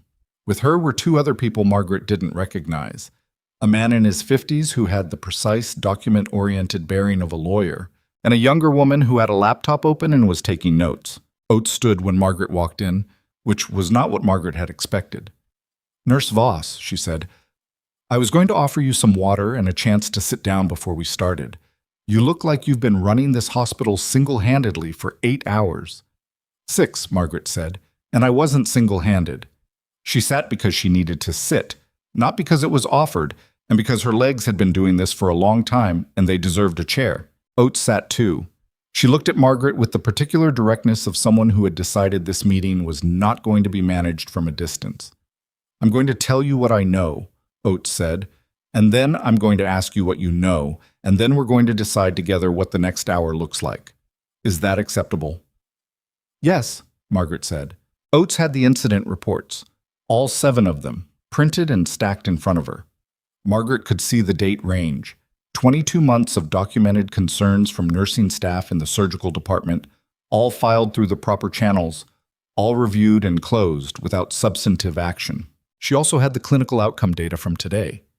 Someone had pulled it together, probably Moran's office, and it was concise and damning in the specific way that numbers were damning when they told a story numbers weren't supposed to tell. 65 patients, 63 survivors. Response initiated by a nurse who had been suspended and escorted from the building 53 minutes before the incident began. "I also have," Oates said, "a phone call I received 20 minutes ago from a federal investigator." She paused. "Regarding a board member connection to a military contractor, a connection that is currently being reviewed as part of a criminal investigation." The lawyer beside her was watching Margaret's face. "Vince Darby," Margaret said. Oates's expression didn't change much. "You know, I was told a few minutes ago by Staff Sergeant Castillo through military communications channels." Margaret looked at the stack of incident reports. "Is Darby still in the building?" "As of 15 minutes ago, he was in his office." Oates looked at the lawyer. He gave a small nod, the kind that confirmed something had already been discussed and was in progress. "The federal investigator is speaking with him now. He's been informed that he should not leave the premises until that conversation is complete." Margaret absorbed this. "He doesn't know the scope of what they've found." "Not yet." Another pause. "That conversation is happening as we speak." The younger woman with the laptop was still typing. Margaret noted it. Not intrusive, just present, documenting. The board was documenting. That was interesting. "What I need to understand from you," Oates said, "is the chain of this morning's events. Not the clinical chain. I have that from Pruitt and Moran. The institutional chain. How you came to be in that conference room, who was present, and specifically what Darby's role was in the decision to suspend you." Margaret told her. Precisely, chronologically, without editorializing. She had told this story twice today already, in different rooms to different people, and each telling had refined her sense of what the essential facts were, the ones that mattered, the ones that connected to each other in ways that revealed something about the structure of how decisions had been made and who had been making them. Darby had run the meeting. Darby had been the one to use the phrase escalating pattern of insubordination. Darby had prepared the suspension paperwork before Margaret had arrived, which meant the decision had been made before she had an opportunity to respond to anything.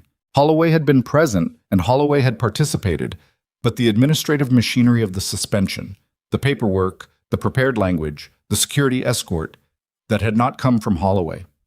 Holloway was a surgeon with a difficult personality and a pattern of dismissing nursing input. Darby had turned that pattern into policy, had given it institutional form, had made it the structure through which Holloway's behavior persisted without consequence. Because consequences for Holloway might have generated scrutiny. And scrutiny was the one thing a man with a financial interest in a military maintenance contractor who was simultaneously overseeing nursing staff at a hospital that served military personnel could not afford. Margaret did not make this connection aloud. She reported the facts and let Oates and her lawyer make the connection themselves. They did. She could see it happening. Oates's eyes moving slightly, the way eyes did when a mind was finding its way from one point to another along a line that had just become visible. "The incident reports," Oates said slowly. 7 in 22 months, all closed without action. Darby oversaw the review process for nursing staff complaints. "Yes," Margaret said, "and a hostile nursing environment. Staff turnover, experienced nurses leaving, reduced institutional pushback on surgical decision-making would have been, in practical terms, useful to someone who needed a hospital culture that didn't ask too many questions." She wasn't saying it to Margaret, she was saying it to the lawyer. But she was looking at Margaret. "I'm not in a position to speak to motive," Margaret said. "That's for the investigation." "No," Oates agreed. But you're in a position to speak to effect. In effect, Margaret said, I was escorted out of this building this morning because I was correct about a patient. The mechanism that made that possible had been running for almost 2 years. And this morning, when 65 people came through that ER, the mechanism failed because I came back and there were enough competent people around me that the situation couldn't be hidden. Silence. 7 reports, Oates said. Do you know the nurses who filed them? Some of them. Are they still employed here? Margaret thought about it. 4 of them left the hospital within the past 18 months. I know of 2 transfers and 2 resignations. She paused. I couldn't tell you what the stated reason was in each case. Oates looked at the lawyer again. He made a note. The door opened. Pruitt came in, which disrupted the specific equilibrium of the room in the way that unexpected entrances always did. He looked at Oates, at Margaret, at the stack of incident reports on the table, and he had the particular expression of a man who was reconstructing events as he looked at them. The federal investigator just finished with Darby, he said. Oates looked at him. And? He's retained counsel. Pruitt came to the table but didn't sit. He was operating in the standing-up mode of someone still processing too much to be still. He's also submitted his resignation, effective immediately, through his attorney. The letter was emailed to my office 6 minutes ago. The room held that for a moment. He resigned, Margaret said. Yes. Pruitt looked at her. Before anyone asked him to, which tells you something about what he understood the investigation was going to find. It did.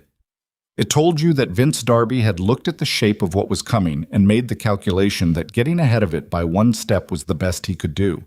It was not the move of someone who believed they could withstand scrutiny. It was the move of someone trying to control the timing of their own exposure. The resignation doesn't end the investigation, Oates said. It was not a question. No, Pruitt said. The federal investigation is separate from any employment question. His attorney knows that. A pause. As of this afternoon, Darby's access to the hospital's systems has been suspended pending the investigation. His office has been secured. Margaret looked at the stack of incident reports. 7 files, 22 months, 4 nurses who had left. The nurses who resigned, she said, or transferred, someone should contact them. Oates looked at her. If Darby was managing the institutional environment in a way that made filing complaints futile, if they left because the system wasn't working, they should know that the system is working now. Margaret said it without heat, just as a fact that needed to be said. They're entitled to know what was found. Some of them may want to return. Some of them may have additional information that's relevant. Oates made a note. Not the lawyer. Oates herself. That's going to happen, she said. I'll make sure of it personally. There was a knock at the conference room door. The younger woman with the laptop rose and opened it. The Army Safety Center investigator, the man with the federal badge, the one whose notebook had been open all day, leaned in. He looked at Oates, then at Margaret. I need 5 minutes with Nurse Voss, he said, when she's available. We're nearly done, Oates said. He nodded and withdrew. Oates turned back to Margaret. Dr. Moran's recommendation, she said. The position.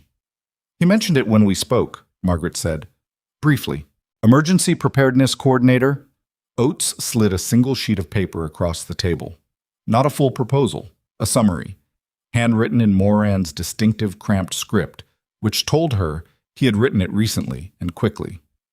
It would be a new role, coordinating mass casualty protocols, training, integration with military and emergency services, drawing on clinical experience in trauma nursing and field medicine. She looked at Margaret. He says, and I quote, that today demonstrated a gap in this hospital's readiness that only someone with your specific background can close. Margaret read the page. This isn't a demotion dressed up as a promotion, Oates said. You'd maintain your clinical nursing role alongside the coordination function. It's additional scope, not a replacement. I'd need to understand the reporting structure, Margaret said. You'd report directly to the medical director, not through nursing operations. A deliberate pause. The nursing operations directorship is now vacant, in any case. Margaret read the page again. Moran's writing was hard to follow in places.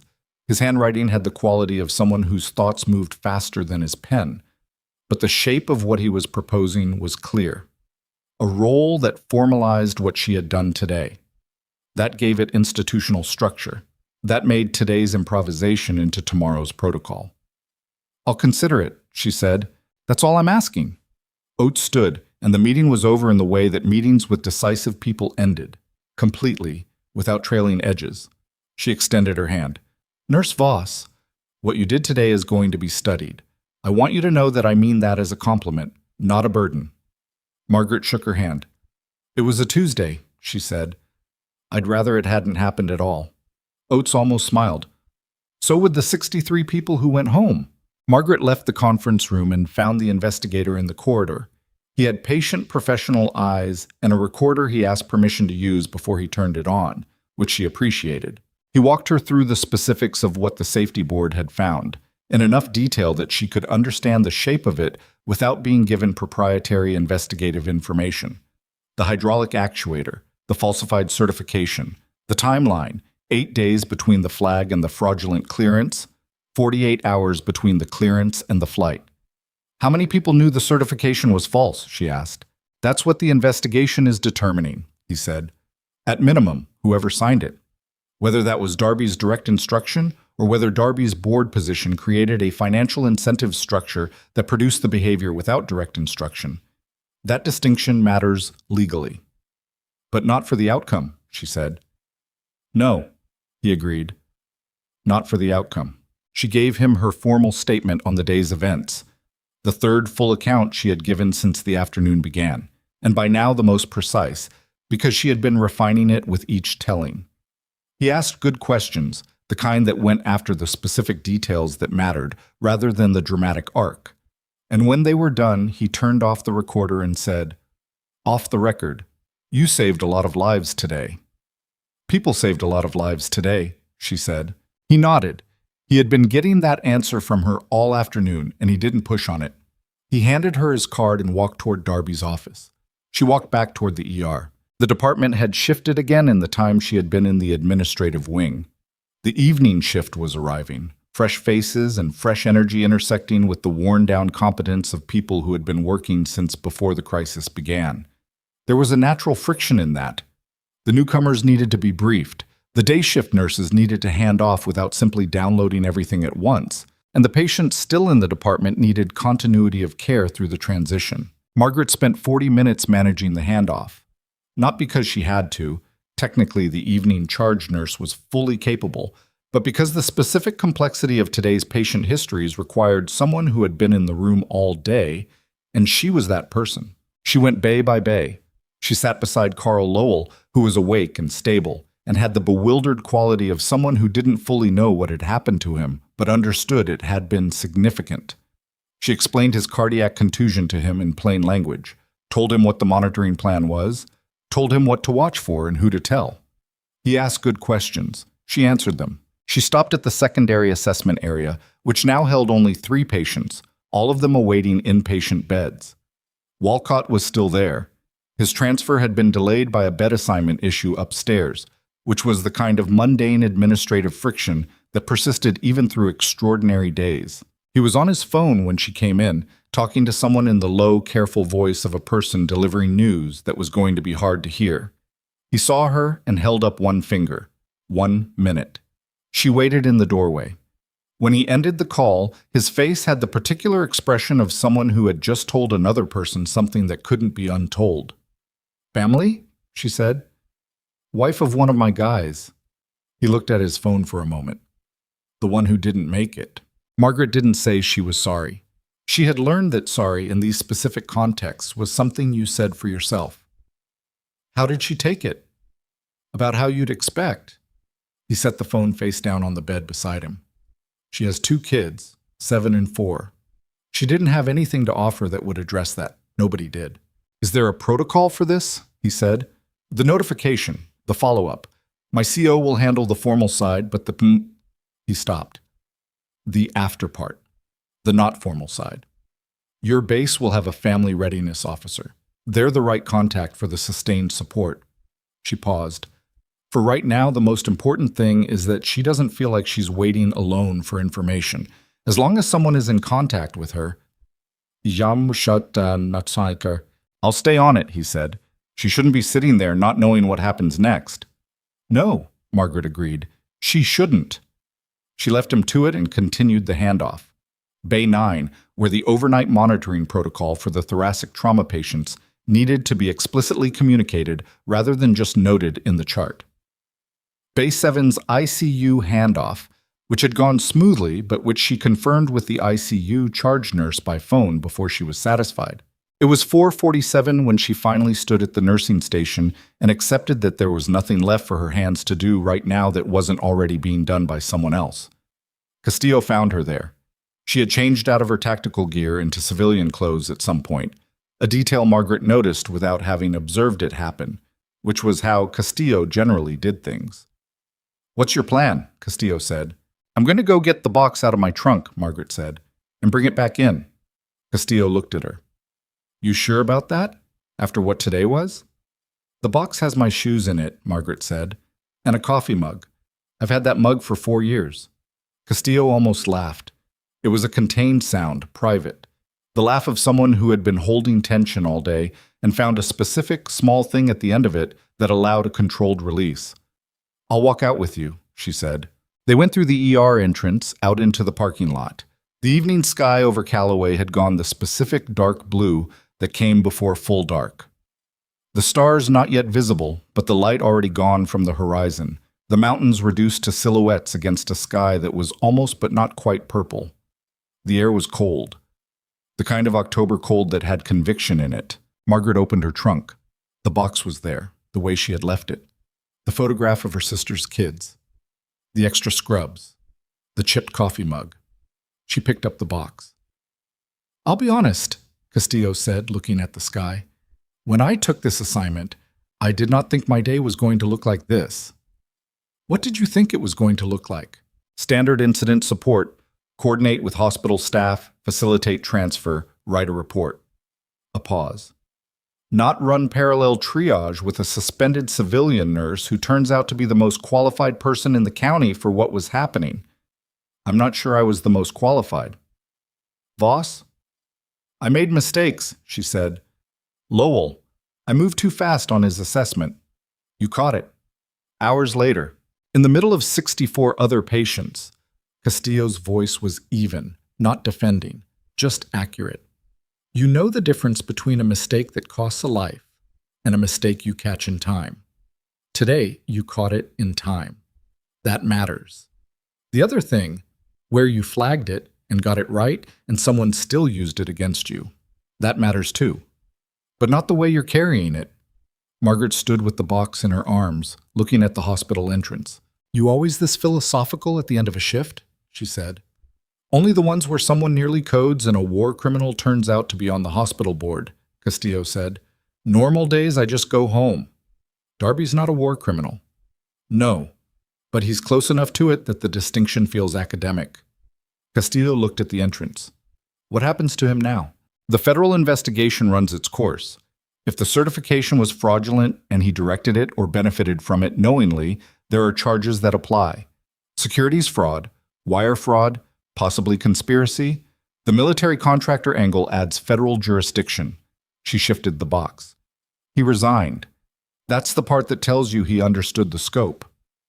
"And Holloway?" "The institutional review runs its course. 6 nurses filed reports. The specific outcomes of those reports depended on a system that Darby controlled.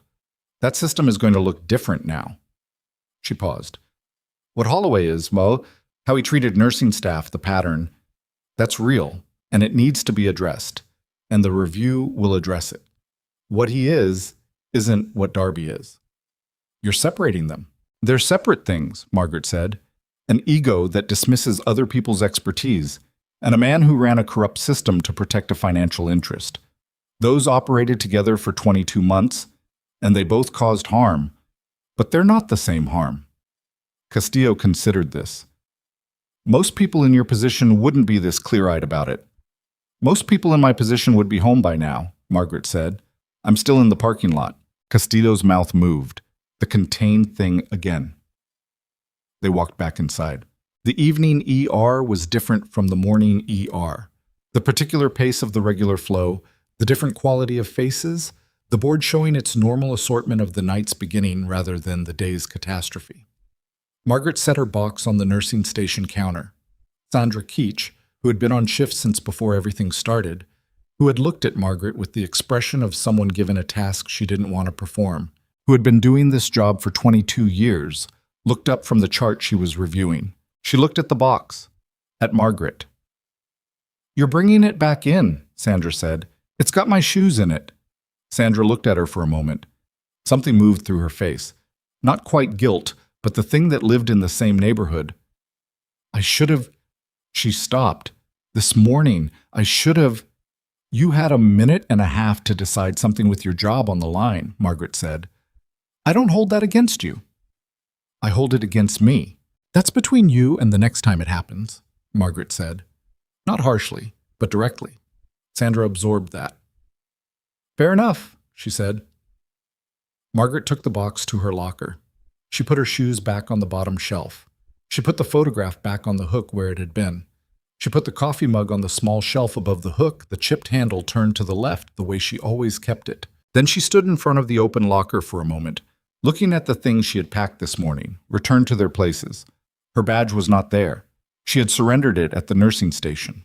She would need to get it back, or get a replacement, before her next shift.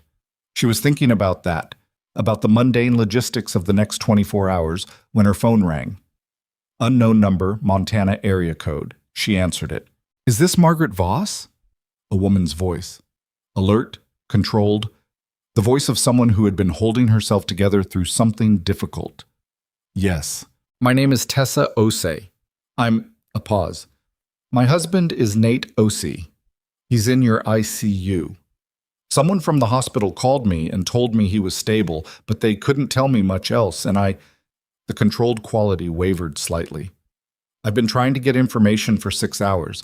I drove here from Bozeman, and I'm in the parking lot, and I don't know who to ask." Margaret was already moving toward the ER entrance. "Which parking lot?" "The main one. The big one on the south side." "I'm coming out right now," Margaret said. "Stay where you are."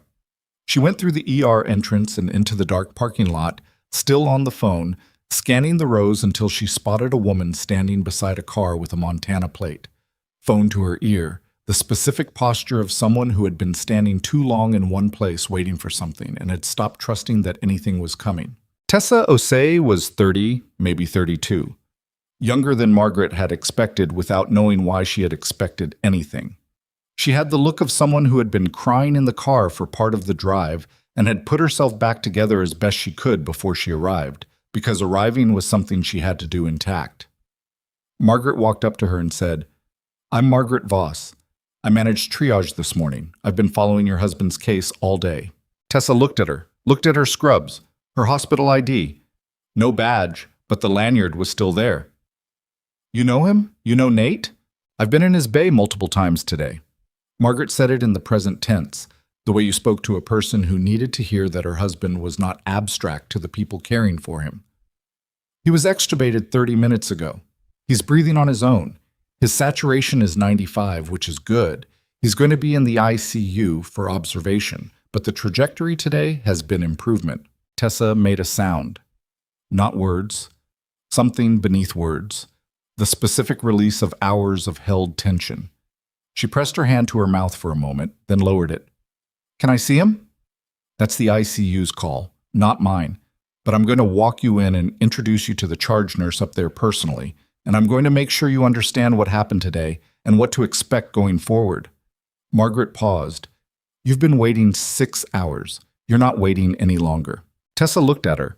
Her eyes had the bright quality of someone who had been running on fear for the better part of a day and had just been given the first solid thing to hold on to. "Why didn't they call me?" she said. "Why did it take 6 hours?" It was a fair question, and it deserved a real answer. The volume of patients made it very hard to manage family communications in real time, Margaret said. "That's a real gap in how this hospital handled today. It's something that's going to be addressed." A pause. "None of that makes the waiting any less awful. I'm sorry you had to do that." Tessa nodded, once. The nod of someone who accepted the apology without letting it cancel the 6 hours. "Okay," she said. "Let's go see him." They went inside. Margaret walked Tessa Osei to the ICU elevator, rode up with her, introduced her to the charge nurse, and waited until she was through the secured door before she stepped back. She could see through the narrow window in the door. Tessa moving down the ICU corridor toward Bay 3, where Nate Osei was breathing on his own at 95% saturation. She took the elevator back down. The ER was settling into its evening rhythms. 2 ambulances had come in while she was in the administrative suite. Regular emergencies, the ordinary serious business of a hospital night. The staff handling them had not needed her. That was good. That was the right order of things. She was at the nursing station reviewing a medication flag that had come through on one of the morning's remaining patients when Holloway came through the department on his way to the exit. He was in his coat, done for the day, off to wherever surgeons went at the end of the days that required this much of them. He stopped when he saw her. She looked at him. "The review," he said. "I'm going to cooperate fully." "I know you are," she said. Something shifted in his face. Not offense, more like the recognition of someone who has been read accurately and isn't quite sure how to respond to it. "You don't seem surprised. You told me you were going to be honest about it. People who say that usually mean it." He was quiet for a moment. "The 6 other nurses," he said. "I didn't know about all of them. I want you to—" He stopped. "That's irrelevant. What I knew or didn't know. What matters is what happens now." "Yes," she agreed. "That's true." He left. The automatic doors closed behind him. Margaret turned back to the medication flag. It was Patricia Huang who found her 20 minutes later, holding a printed document with the specific care of someone who understood its weight. "The incident report you filed last night," Patricia said. "The one on Darren Plum. I just found out it was formally upgraded this afternoon from a closed complaint to an active quality review." Margaret looked at the document. It was a notification from the hospital's quality assurance office, which operated separately from nursing operations, she noted, separately from Darby's oversight. "They're reviewing the response time," Patricia said, "from your initial flag to the attending's second assessment of the imaging, and they're correlating it with the 6 other reports." "Meaning they're treating them as a pattern," Margaret said. "Meaning Darby's closure of those reports is now itself under review." Margaret set the document down. "Thank you, Patricia." "You should know," Patricia hesitated. 2 of the nurses who left, Renata Gross and Simone Abernethy. I've been in contact with both of them tonight. Word travels. A pause. "Renata wants to come back. She said she left because she didn't think filing complaints was going to change anything." "It changed something today," Margaret said. "That's what I told her."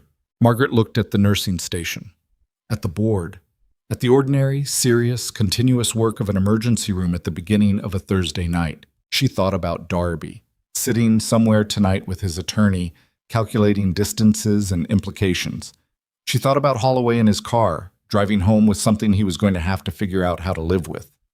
She thought about Nate Osei breathing on his own in the ICU upstairs, and Tessa Osei sitting in the chair beside him, and Walcott somewhere in an inpatient room waiting to be well enough to make phone calls to people who needed to hear a voice they recognized. She was still thinking about all of it when Randall Pruitt appeared at the nursing station with 2 cups of coffee, the specific worn expression of a man who had been doing nothing but difficult things since early morning, and set one of the cups in front of her without asking whether she wanted it. She picked it up. "The board is meeting tomorrow morning," he said, "to formally address the nursing staff review, the scope of it, and Moran's recommendation." "I know. You're going to be asked to attend." "I know that too." Pruitt looked at his cup. "I talked to Darby this evening, before he left with his attorney." He said it carefully, the way you said things you were still processing.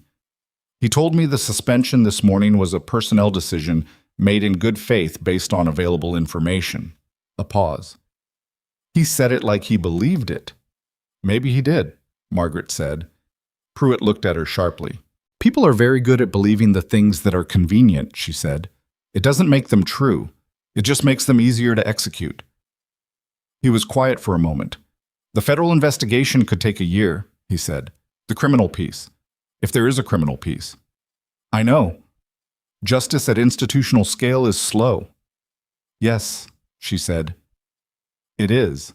He looked like he was going to say something else and then didn't. He drank his coffee. She drank hers. The ER moved around them with its ordinary ongoing urgency. "Voss," he said finally. "Pruitt. For what it's worth, everything that happened today, the way it happened." He stopped. "I've been running hospitals for 16 years.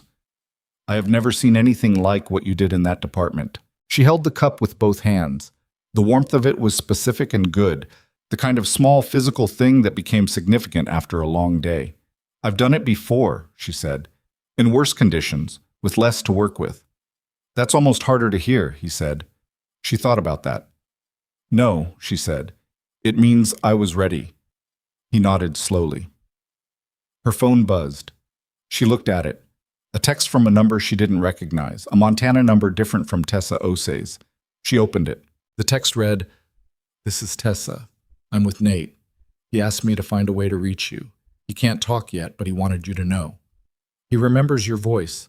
From this morning, in the bay, when you told him his job was to breathe. He said it was the thing he held on to." She read it once. Then she put her phone face down on the counter. The ER moved. The monitors beeped. An ambulance pulled into Bay 2. Somewhere upstairs, Nate Osei was breathing at 95% saturation, and his wife was beside him. And all of that was true because of a choice made in a parking lot at 9 in the morning by a woman who had been handed a cardboard box and told she was done. She finished the coffee. She was reaching for the triage board marker when the ER entrance opened and a man she had never seen before walked in. Not a patient, not staff, the specific purposeful walk of someone arriving with intent. He was in his 40s, in a dark suit, carrying a leather briefcase, and he went directly to the nursing station and asked, in a voice designed to carry exactly as far as the person in front of him and no farther, for Randall Pruitt. Pruitt straightened beside her. The man produced credentials. Federal, a different agency from the Army Safety Center investigator.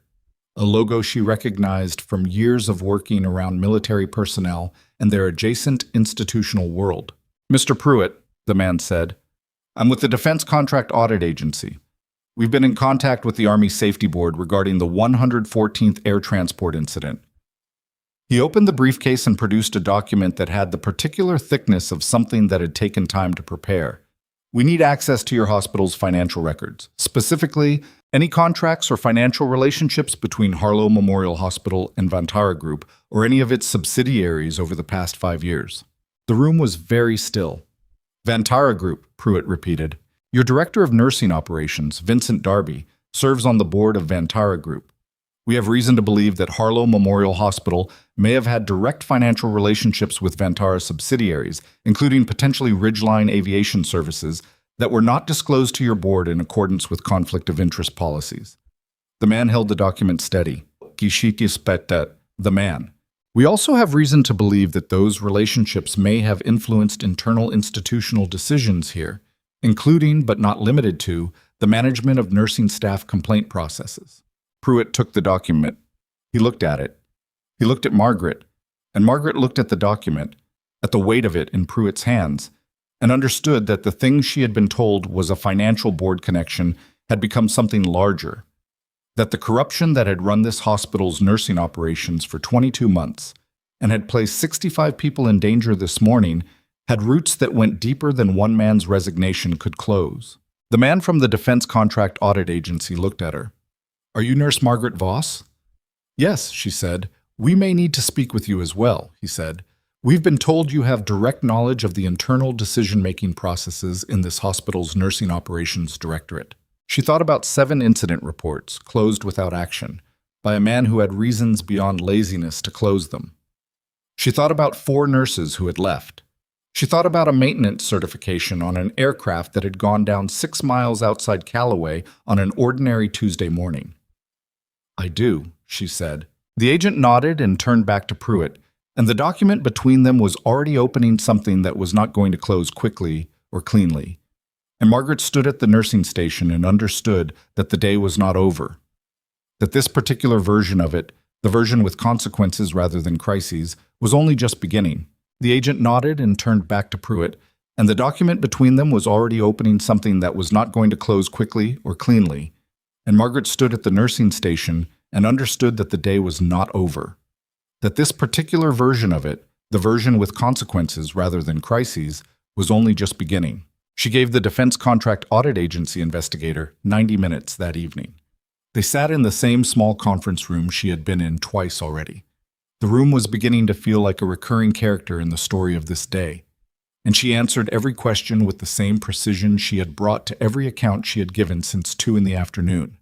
Dates, names, specific language, the sequence of the suspension meeting, the content of Darby's phrasing, the 7 incident reports and what she knew about their fates. The investigator, whose name was Holt, was methodical in the specific way of federal auditors. Not creative, not intuitive, but thorough in a way that creative people rarely were. He went after paper trails. He asked about financial disclosures, contract documentation, vendor relationships. He asked whether nursing staff had ever been directed to use specific equipment suppliers or service contractors. He asked whether she had ever observed Darby taking unusual interest in particular vendor relationships. She hadn't directly. She said so clearly. She was not going to speculate beyond what she had observed, and Holt seemed to respect that. He made a note each time she drew the line and moved to the next question without pushing. At the end of the 90 minutes, he gave her a case reference number and a contact line that went to a federal office in Denver. He told her the investigation was going to take time, that she might be contacted again, that anything she remembered between now and then that seemed relevant should be reported through that line. "One question," she said, when he was packing up. "Go ahead." The nurses who resigned, 2 of them in particular, Renata Gross and Simone Abernethy. If the investigation determines that their departure was influenced by the suppression of their complaints, that becomes part of the remediation picture, Holt said. Employment record corrections, potential civil claims if they can demonstrate material harm. That's outside my lane specifically, but it follows from the investigation's findings. Will they be contacted? Yes. He closed his briefcase. Everyone who filed a complaint that was closed under Darby's review process will be contacted. Standard procedure when a review process itself is found to have been compromised. She thanked him and let him out. It was past 8 o'clock. She had been in this building for 11 hours, not counting the 53 minutes in the parking lot. Her legs knew it. Her shoulders knew it.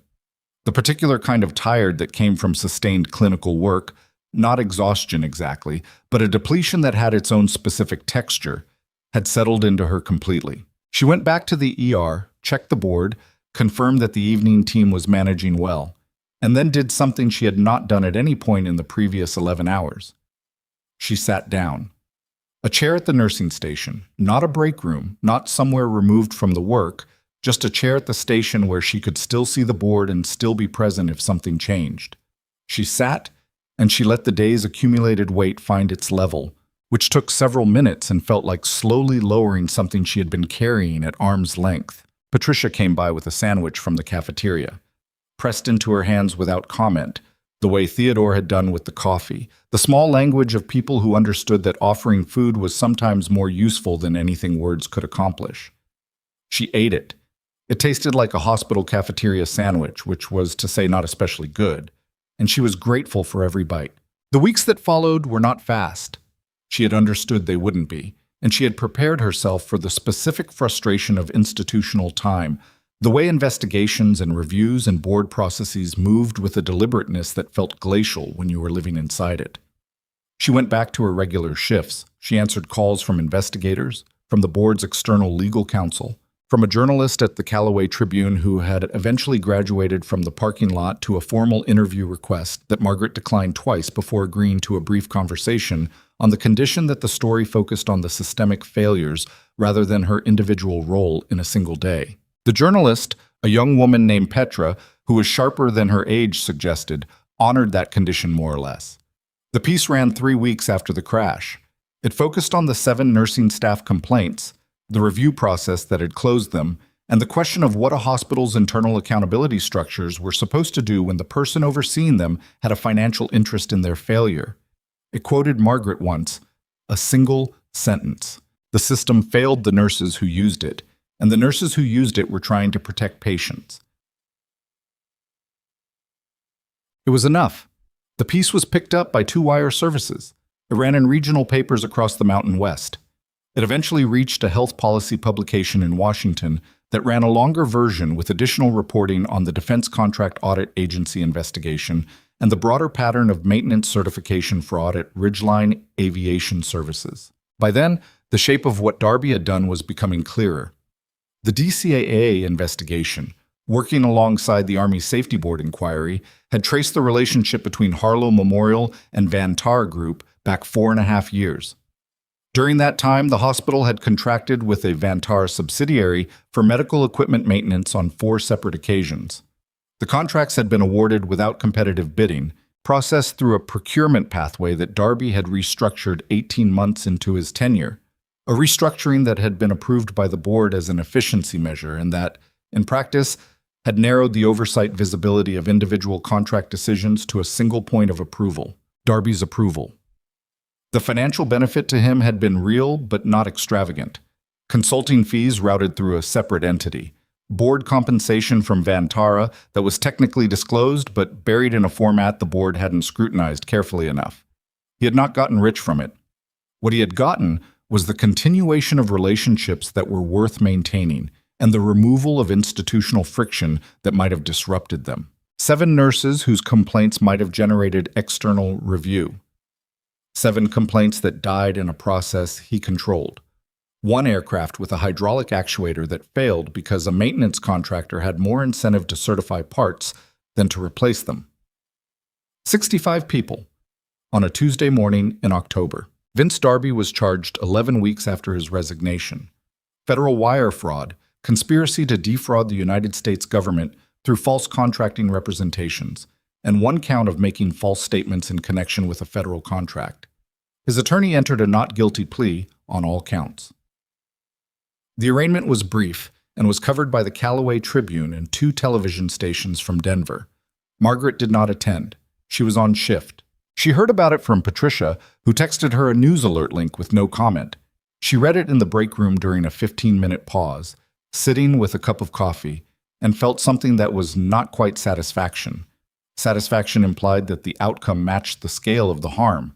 And it didn't. It couldn't, because Dwayne Archer was dead, and the 4 nurses who had left their jobs were rebuilding careers that had been disrupted by a process designed to dismiss them, and no arraignment addressed those things directly. What she felt instead was closer to resolution, the specific sensation of a weight that had been suspended finding the ground. Not relief, just completion of a circuit. She finished the coffee and went back to work. The hospital board's internal review concluded in the 7th week. Its findings were released in a document that ran 43 pages and covered the full 22-month period of Darby's nursing operations oversight. The document confirmed that 6 of the 7 nursing staff complaints showed evidence of inadequate review, that the pattern of closures was inconsistent with the hospital's stated policies, and that the departure of 4 experienced nursing staff members during the review period represented a measurable institutional loss that had concrete effects on patient care quality. The document also confirmed that Holloway's conduct, as described in 3 of the 7 complaints, constituted a pattern of behavior that violated the hospital's professional standards code. The findings against him were specific: documented instances of dismissing nursing input in clinical contexts, using administrative channels to challenge staff who had raised concerns about his decisions, and creating an environment in which experienced nurses moderated their clinical communication to avoid conflict rather than to optimize patient outcomes. The consequences were not termination. Margaret had not expected termination, and she did not think termination was what the situation required. What she had expected, and what the board delivered, was a formal censure entered into his personnel record, a mandatory structured supervision period for all cases in which nursing staff raised clinical concerns, and a requirement that he complete a professional conduct program specifically designed for physicians with documented histories of dismissing allied health input. He also lost his department leadership role. He remained a surgeon, a good one, and the hospital needed good surgeons. But the authority he had carried into that conference room 9 weeks ago, the authority that had allowed him to sit at a table where someone else's 11-year career was being packaged into a cardboard box, was gone. He did not contest any of it. She found out about the censure from Pruitt, who told her in person rather than through a document, which she noted. He sat across from her in a conference room, a different one this time, the larger one near the board suite, and laid out the findings without softening them, and without performing regret he hadn't earned the right to perform. The conduct review is going to be ongoing for his supervision period, Pruitt said. Any instance of dismissing nursing input in a clinical context goes into a formal log. 3 documented instances trigger escalation. Who maintains the log? The medical director's office, not nursing operations. He paused. The nursing operations directorship is being restructured. The role is being split. Clinical oversight goes to a deputy medical director position, HR and administrative functions to a separate department head. Neither will have the consolidated authority that Darby's position had. That's the right call, she said. It came out of the review. Specifically, the finding that a single point of authority over complaint review processes creates conditions for the kind of suppression we saw. He looked at his hands for a moment. The board also approved a formal apology to the nursing staff. It's going in every personnel file of every nurse who filed a complaint during Darby's tenure. A document, she said. A document, he acknowledged, which is inadequate. But it's part of the record, and the record matters for anyone who wants to use it later. He looked up. Renata Gross has accepted a reinstatement offer. She starts next month. Margaret nodded. Simone Abernethy declined, he said. She's built something at her current hospital that she doesn't want to leave. But she said, he paused, choosing words carefully. She said she wanted the hospital to know that she believed the review was real, that it meant something. Margaret sat with that for a moment. A woman who had left because the system had failed her, watching the system correct itself from a distance, and choosing to stay where she had rebuilt rather than return. That was not a failure of the process. That was the process producing an outcome for a person who had made choices under conditions that were now different, and whose new choices deserved as much respect as her original ones. Good, Margaret said.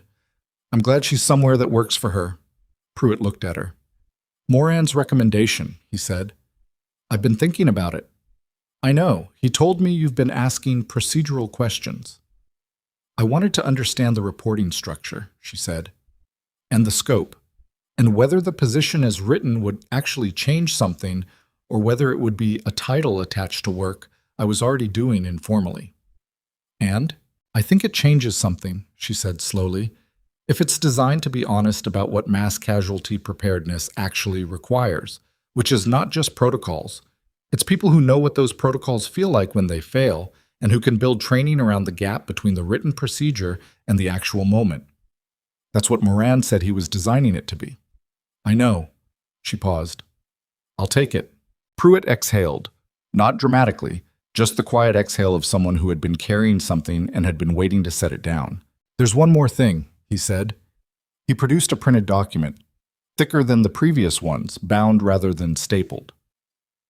Colonel Marsh's formal commendation to the hospital on behalf of the 114th and Brennan Base. It covers the clinical response to the October 14th incident. He slid it across the table. Your name specifically, along with Moran, Castillo, Soledad, Oduya, and several others. She looked at it. The formal language of military commendation. Precise, specific, the kind of language that didn't reach for effect because the facts were effect enough. 63 survivors from a 65-patient mass casualty intake at a facility rated for 20 critical simultaneous cases. At the bottom of the document, beneath the list of commended individuals, was a paragraph that Marsh had apparently added herself, separate from the standard commendation language, formatted differently, as if written after the official section was complete. She read it. The response at Harlow Memorial Hospital on October 14th demonstrated something that protocol cannot teach and training can only approximate. The willingness of a qualified person to act on what they know when institutional structures have failed to recognize that knowledge. Sergeant First Class Margaret Voss, U.S. Army, retired, returned to a facility that had excluded her 53 minutes before a mass casualty incident, without authorization, without guarantee of reinstatement, and without knowing whether her presence would be accepted. She did this because she understood something that the rest of us were still calculating, that the patients coming through that door had no stake in the institutional dispute that had just excluded her. She separated those two things and acted on the one that mattered most. That separation, the ability to distinguish between what is being done to you and what needs to be done, is rare. This command is grateful for it. Margaret read it twice. Then she set it down and looked at the middle distance for a moment. The specific look of someone who has received something that doesn't fit neatly into the categories they use for receiving things. "I'd like to keep a copy of this," she said. "It's yours," Pruitt said. "That one's your copy." She folded it and put it in her jacket pocket. She was back on shift by noon. The thing about returning to ordinary work after extraordinary events was that the work itself didn't change. The patients didn't know about October 14th. The overnight admissions, the morning's early arrivals, the ambulance that came in at 11:43 with a 60-year-old woman in respiratory distress, none of it was weighted by what had happened 7 weeks ago. It was just the work, the same work, with the same urgency and the same potential for things to go right or wrong, based on what the people in the room knew and chose to do with what they knew. Margaret found that she was grateful for this rather than frustrated by it. The commendation was real, and she was glad to have it. The new position was real, and she intended to do it with everything she had. But the thing that she had gone back into that hospital for on a Tuesday morning in October was not a commendation or a position or vindication of any kind. It was the work. It had always been the work. She understood this was not a satisfying thing to say aloud. People wanted the arc, the public recognition, the moment where the woman who had been dismissed was celebrated in the space that had dismissed her. And that arc existed. It was real. The commendation was real, and the board meeting had been real, and Pruitt's acknowledgement in the corridor had been real. She was not going to diminish those things. They mattered for the system, for the nurses who came after her, for Renata Gross's personnel file, and for whatever institutional memory Harlow Memorial built from the wreckage of this.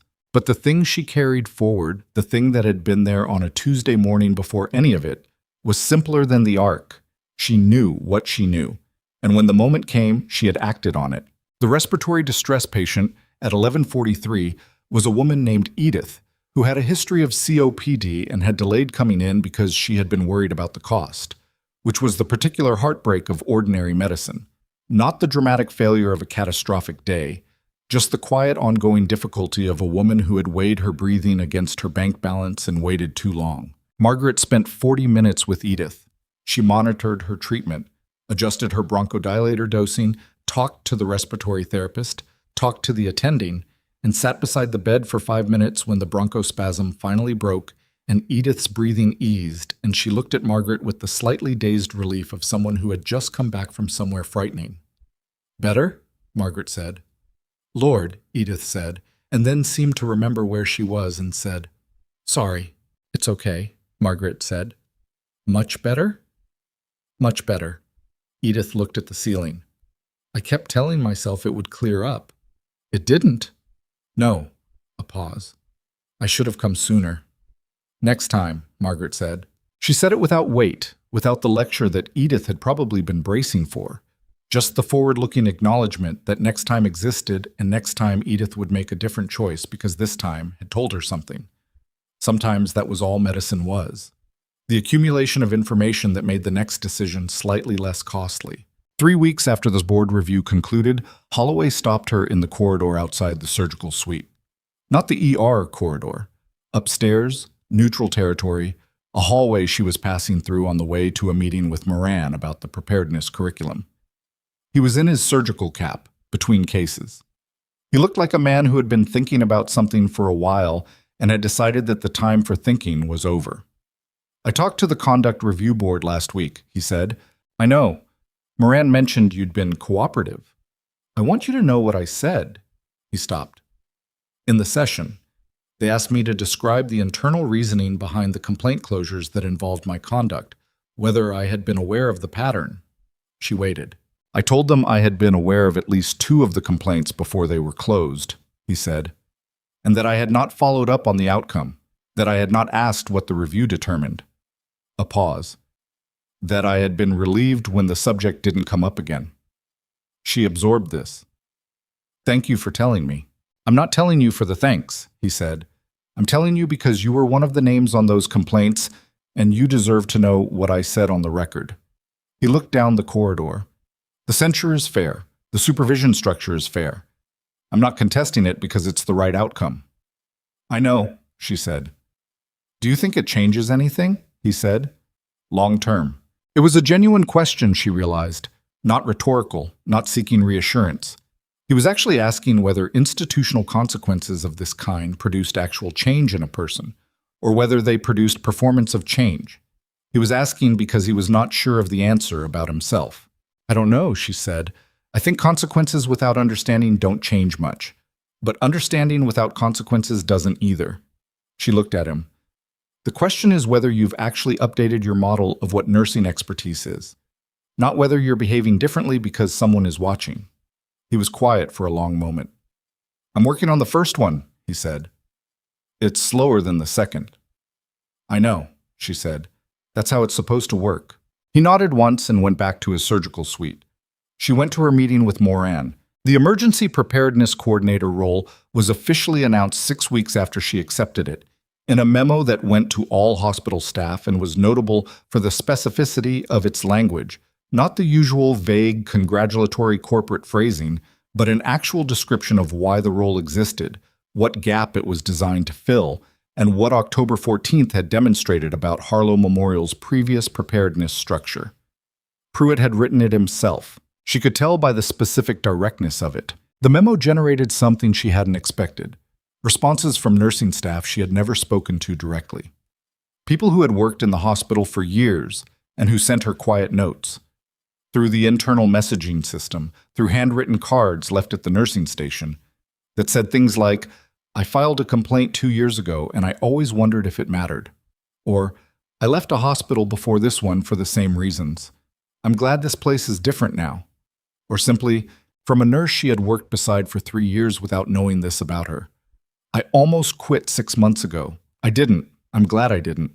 She kept all of them. Not in her locker. She put them in a folder in her office, which was a small room adjacent to the emergency preparedness suite that had been carved out of a former storage space, and which contained, as of week 3, a desk, a computer, a whiteboard covered in curriculum notes, and a photograph of her sister's kids. The folder was thick by December. The first mass casualty training exercise she designed ran in January. A tabletop scenario, 16 participants, including ER nurses, residents, surgical attending staff, and 2 representatives from the Callaway County Emergency Management Office. She based it on a real architecture, a high-volume multi-mechanism incident with an ambiguous onset, the kind where the volume wasn't immediately apparent, and the first responding team had to make resource allocation decisions before they had complete information. She did not base it on October 14th. That was too recent, too specific, too charged with the particular weight of real names and real outcomes. Instead, she built something hypothetical that captured the structural challenges: the resource triage, the communication failures, the moment when the written protocol didn't match what was in front of you, and someone had to make a decision that the protocol didn't cover. The scenario ran 4 hours. It generated more productive conflict than she had expected, which was exactly what she had designed it to generate. Not argument, but the productive friction of people discovering where their assumptions diverged from each other's and having to negotiate toward a shared response. Afterward, a third-year resident named Yusuf, who had been one of the participants and who had clearly found the whole exercise somewhat destabilizing, came up to her and said, "I think I was wrong about 3 decisions I made in there." "Which 3?" she said. He told her. She listened carefully, asked 2 questions, confirmed that he had correctly identified where his reasoning had misfired. "How did you know?" he said. "When you looked at my choices, how did you already know where the gaps were?" "Because I made the same decisions in real conditions about 2 years into my Army service," she said. "And I was also wrong, and someone who had been doing it longer than me pointed to the same 3 places." He looked at her. "Who taught you?" "A staff sergeant named Okonkwo. She's been retired for 8 years. She's probably teaching someone else now through whoever she trained." She looked at the whiteboard, at the notes from the exercise. That's how it's supposed to work. Castillo came through Callaway twice between October and March. Once for a debrief session at Brennan Base that Margaret was invited to attend as a civilian consultant, once on personal time, passing through on her way somewhere else, and stopping because she was in the area, and because the 2 of them had spent 12 hours in an ER together, and that created a particular kind of gravity. They ate dinner at a restaurant downtown that had decent bison burgers and terrible wine and very good pie. They talked about the investigation, about the training curriculum, about Walcott, who had been transferred to a facility closer to his family and who was, by Castillo's last intelligence, doing physical therapy and being difficult about it in the specific way of people who had been very physically capable and were impatient with the pace of recovery. "He asked about you," Castillo said. "How is he?" "Difficult," she said, which means fine, basically. She ate a piece of pie. "You seem different." "From what?" "From October. You seem—" She thought about it. "More settled." "I had a box in my trunk for most of October," Margaret said. "It's back in my locker. Maybe that's it." Castillo made the contained sound. "You know what I mean." Margaret did know. She thought about how to describe it honestly, because Castillo deserved honesty, and also because she had been thinking about it herself, the specific shift in her sense of her own position in the world, which was not grandiose and was not the satisfied culmination of a dramatic arc, but was something quieter and more durable than either of those. "I think I spent 11 years being careful," she said. "Careful about how I communicated, careful about when I pushed and when I didn't, calibrating everything to a system that had specific rules about who got to have authoritative opinions. And I was right to learn how that system worked. That was useful. But I think somewhere along the way I started treating the system's limits as if they were my limits." She looked at the table. October reminded me they weren't. Castillo considered this. "You walked back into a hospital that had just suspended you to run mass casualty triage. That's not what someone with confused limits does." "No," Margaret said. "But I also spent the first hour being careful not to announce who I was, just doing the work and hoping no one would challenge me directly." She paused. "At some point I stopped doing that. I started just telling the truth about my background, my assessment, my reasoning, without calibrating it for whether the room was ready to hear it, and it worked better, not because the room was ready, because I stopped treating their readiness as a precondition for my honesty." Castillo was quiet for a moment. "That's the thing Marsh wrote about," she said. "In the commendation, the separation." "Maybe. I think Marsh made it sound more deliberate than it was. In the moment it was mostly just, I knew things and people needed to know them, and there wasn't any margin for managing how that information landed." She ate the last of her pie. "Crisis has that effect, takes the performative stuff right out." "What do you do when there isn't a crisis?" "Try to remember what crisis made obvious," Margaret said. "That's the whole curriculum, basically, trying to teach people in calm conditions to access what they would access automatically under pressure." Castillo nodded slowly. "How's it going?" "Ask me in 5 years." Margaret pushed her plate back. The first exercise generated 17 productive conflicts and 3 people who went home and rethought things they'd believed for years. "That's not nothing." "It's not nothing," Castillo agreed. The Darby trial, when it came, was 8 months after the October incident. Federal proceedings moved with their own logic, slower than anyone wanted and more thorough than most outcomes required.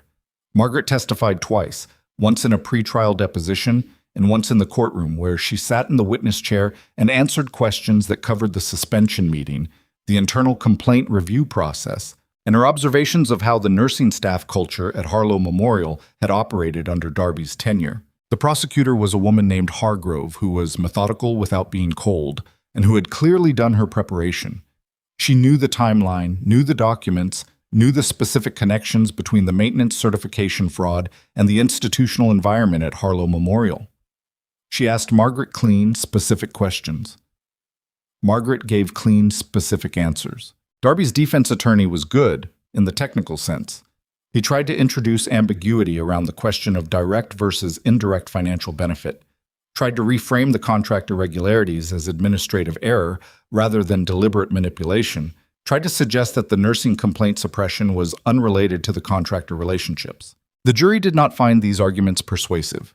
They deliberated for 3 days, which was long enough to indicate they were genuinely working through the complexity and not long enough to indicate they were stuck. The verdict was guilty on all 3 counts. Margaret was not in the courtroom for the verdict. She heard about it from Pruitt, who texted her a single sentence, guilty on all counts, sentencing in 8 weeks. She was in a meeting with the Callaway County Emergency Management Office, working through the protocols for coordinating hospital response with county emergency services in mass casualty events. She read the text under the table, put her phone away, and kept working. She did not celebrate. Celebration implied that the outcome restored something to the state it had been before, and it didn't. Dwayne Archer was still dead. 4 nurses had spent months or years rebuilding careers that shouldn't have needed rebuilding.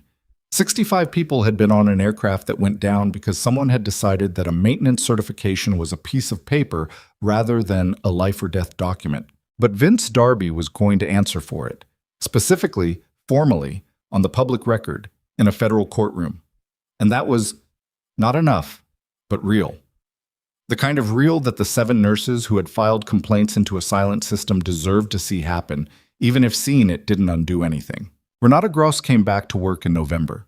She was a different nurse than the one who had left, in the way that anyone was different after time spent somewhere else building different competencies. She brought things with her that Harlow Memorial's particular culture hadn't given her, and she seemed to be operating with a deliberateness that her previous tenure hadn't fully included. She filed a request, in her second week back, to be included in the next mass casualty training exercise. Margaret added her name to the participant list immediately. The sentencing was in the spring. 14 months in federal prison, 3 years of supervised release, substantial financial penalties that included disgorgement of the consulting fees and board compensation tied to the fraudulent contract relationships, and a permanent bar from serving in any capacity involving federal contract oversight. The financial penalties were reported in the Tribune. The prison term was reported in the Tribune and the Denver papers and the wire services that had picked up the original story. Ridgeline Aviation Services, the maintenance contractor whose fraudulent certification had brought down the aircraft, was separately investigated, and its federal contracts were terminated. 2 additional individuals from Ridgeline were charged in related proceedings. The news cycle moved on, as it always did. Harlow Memorial moved forward, as institutions do when they are forced to. Not smoothly, not without resistance, but forward. The new nursing operations structure reduced the complaint suppression risk by distributing oversight rather than concentrating it. The 3rd month of Holloway's supervision period produced 2 incidents that were logged and reviewed, and both times the review produced a documented clinical conversation that, by the account of the nurses involved, felt different from the conversations they had been having with him before. Not perfect, not transformed, just different enough to indicate that something had shifted, however gradually, under sustained accountability. Nate Osei came back to Harlow Memorial once, in February. He had been discharged from the ICU in October and had spent 6 weeks in rehabilitation in Bozeman before returning to work, slowly. He came back on a Saturday with Tessa and asked at the nursing station for Margaret Voss. She was on shift. She came out from the ER into the main lobby, where he was standing with the specific physicality of someone who had learned recently and at considerable cost the exact value of being upright and breathing without assistance. He shook her hand. He was not a big talker, she could tell. He had the economy of someone who saved words for things that genuinely required them. "You told me to breathe," he said. "In the bay, when I didn't know what was happening." "I know. My wife told me you came out to the parking lot for her, that night." "She'd been waiting 6 hours," Margaret said. "She shouldn't have had to wait 6 hours." He looked at her. Tessa was beside him, her hand in his, and she looked at Margaret the way people looked at the person who had been on the other side of the worst night of their lives, with the particular mixture of gratitude and the almost uncomfortable recognition that this person was a stranger who had been, in a specific moment, everything. "I don't know how to—" He stopped. "There's nothing you say to someone for this." "No," Margaret agreed. "There isn't. You don't need to try." He nodded. She could see him working out whether there was anything else, and determining there wasn't, and accepting that as sufficient. "Take care of yourself," she said. "Taking care," he said. They left. She stood in the lobby for a moment after the automatic doors closed behind them, watching through the glass as they crossed the parking lot together, Tessa's hand still in his, the February light thin and cold over the mountains behind them. Then she turned around and went back to work. The thing no one tells you, the thing Margaret had been turning over in the months since October, working on it the way you worked on a problem that didn't have a single clean solution, was that being vindicated did not feel the way you imagined it would feel when you were carrying a cardboard box through a parking lot. Vindication, it turned out, was not a moment. It was a process, and the process was unglamorous. and it involved testimony and documentation and review boards and federal investigators. And at the end of it, the world did not transform into a version of itself where the things that had been wrong were simply corrected. The world became a version of itself where the people who had caused harm were held accountable for it, and the systems that had enabled the harm were redesigned to make it harder, and the people who had been pushed out were offered the chance to return if they wanted it, and some did, and some didn't, and both were valid. And you went back to work, because the work was what was real, and the work continued regardless of whether the institutional structure around it had just spent 8 months reorganizing itself in response to a single catastrophic Tuesday. She had learned this about herself in the Army, in the specific conditions of field medicine, where the work was always continuous and the structure was always uncertain, and the only reliable constant was what you knew and what you chose to do with it. She had known it, somewhere, all through the 11 years she had been carrying it into an ER every morning 17 minutes before her shift. She had just let the careful calibration of institutional life talk her, gradually, into believing that what she knew was subject to other people's recognition of it. It wasn't. It had never been. The conference room could not contain what she knew. The suspension form could not revoke it. The security escort through the ER corridor had walked beside a woman who knew, at every step, exactly what was happening in the building behind her and what it would need, and who chose, in a parking lot, on the strength of that knowledge alone, to go back. She had been dismissed. She had been underestimated. She had been handed a cardboard box and told she was done. And she had set the box down, turned around, and walked back through the doors she had just been escorted out of. Not because she needed to prove something, because 65 people needed something specific, and she was the person who could provide it, and the decision about whether to was, in the end, entirely hers. That was the lesson she built her curriculum around in the months that followed. Not the heroics of it. She took the heroics out deliberately because heroics were not replicable, and she was trying to build something replicable. What she kept was the underlying structure, the idea that competence was not something that institutions bestowed and took back according to their own political weather, that knowing what you knew was not contingent on whether the right people were listening, that the gap between what you could do and what you were permitted to do was always, ultimately, a choice. She taught it to 16 nurses in January and 32 in March, and she was designing the summer cohort when the cherry blossoms in the hospital's courtyard came in, thin and stubborn, and entirely indifferent to whether anyone noticed them, pushing out of the branches because it was time, and the conditions were sufficient, and that was enough. She noticed them on a Wednesday morning, arriving 17 minutes early, badge in hand, the code for the east stairwell at her fingertips. She noticed them, and she stopped for a moment, just a moment, in the parking lot, looking at the courtyard through the chain-link fence, and she let the particular quality of an ordinary morning settle over her. The thing that extraordinary days made you grateful for. The plain, specific, irreplaceable gift of a day that asked you for nothing except to do your work and do it well. Then she walked through the doors. There were people inside who needed things. She knew what most of those things were. She was going to help provide them. She had been doing this for 11 years. She was going to keep doing it for a long time yet.